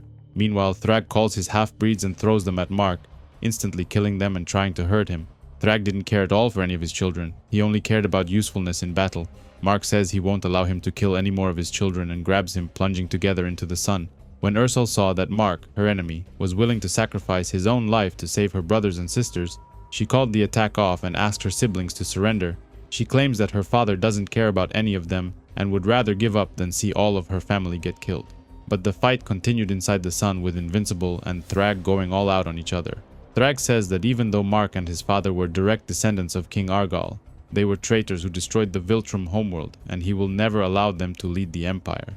He calls Mark crazy for bringing them inside the sun to fight and wants to leave, but Mark grabs him from behind and says he is willing to give his life just to kill him here. Both of them fall inside a puddle of molten lava that instantly burns them alive, melting the skin off their bodies. But the fight continued.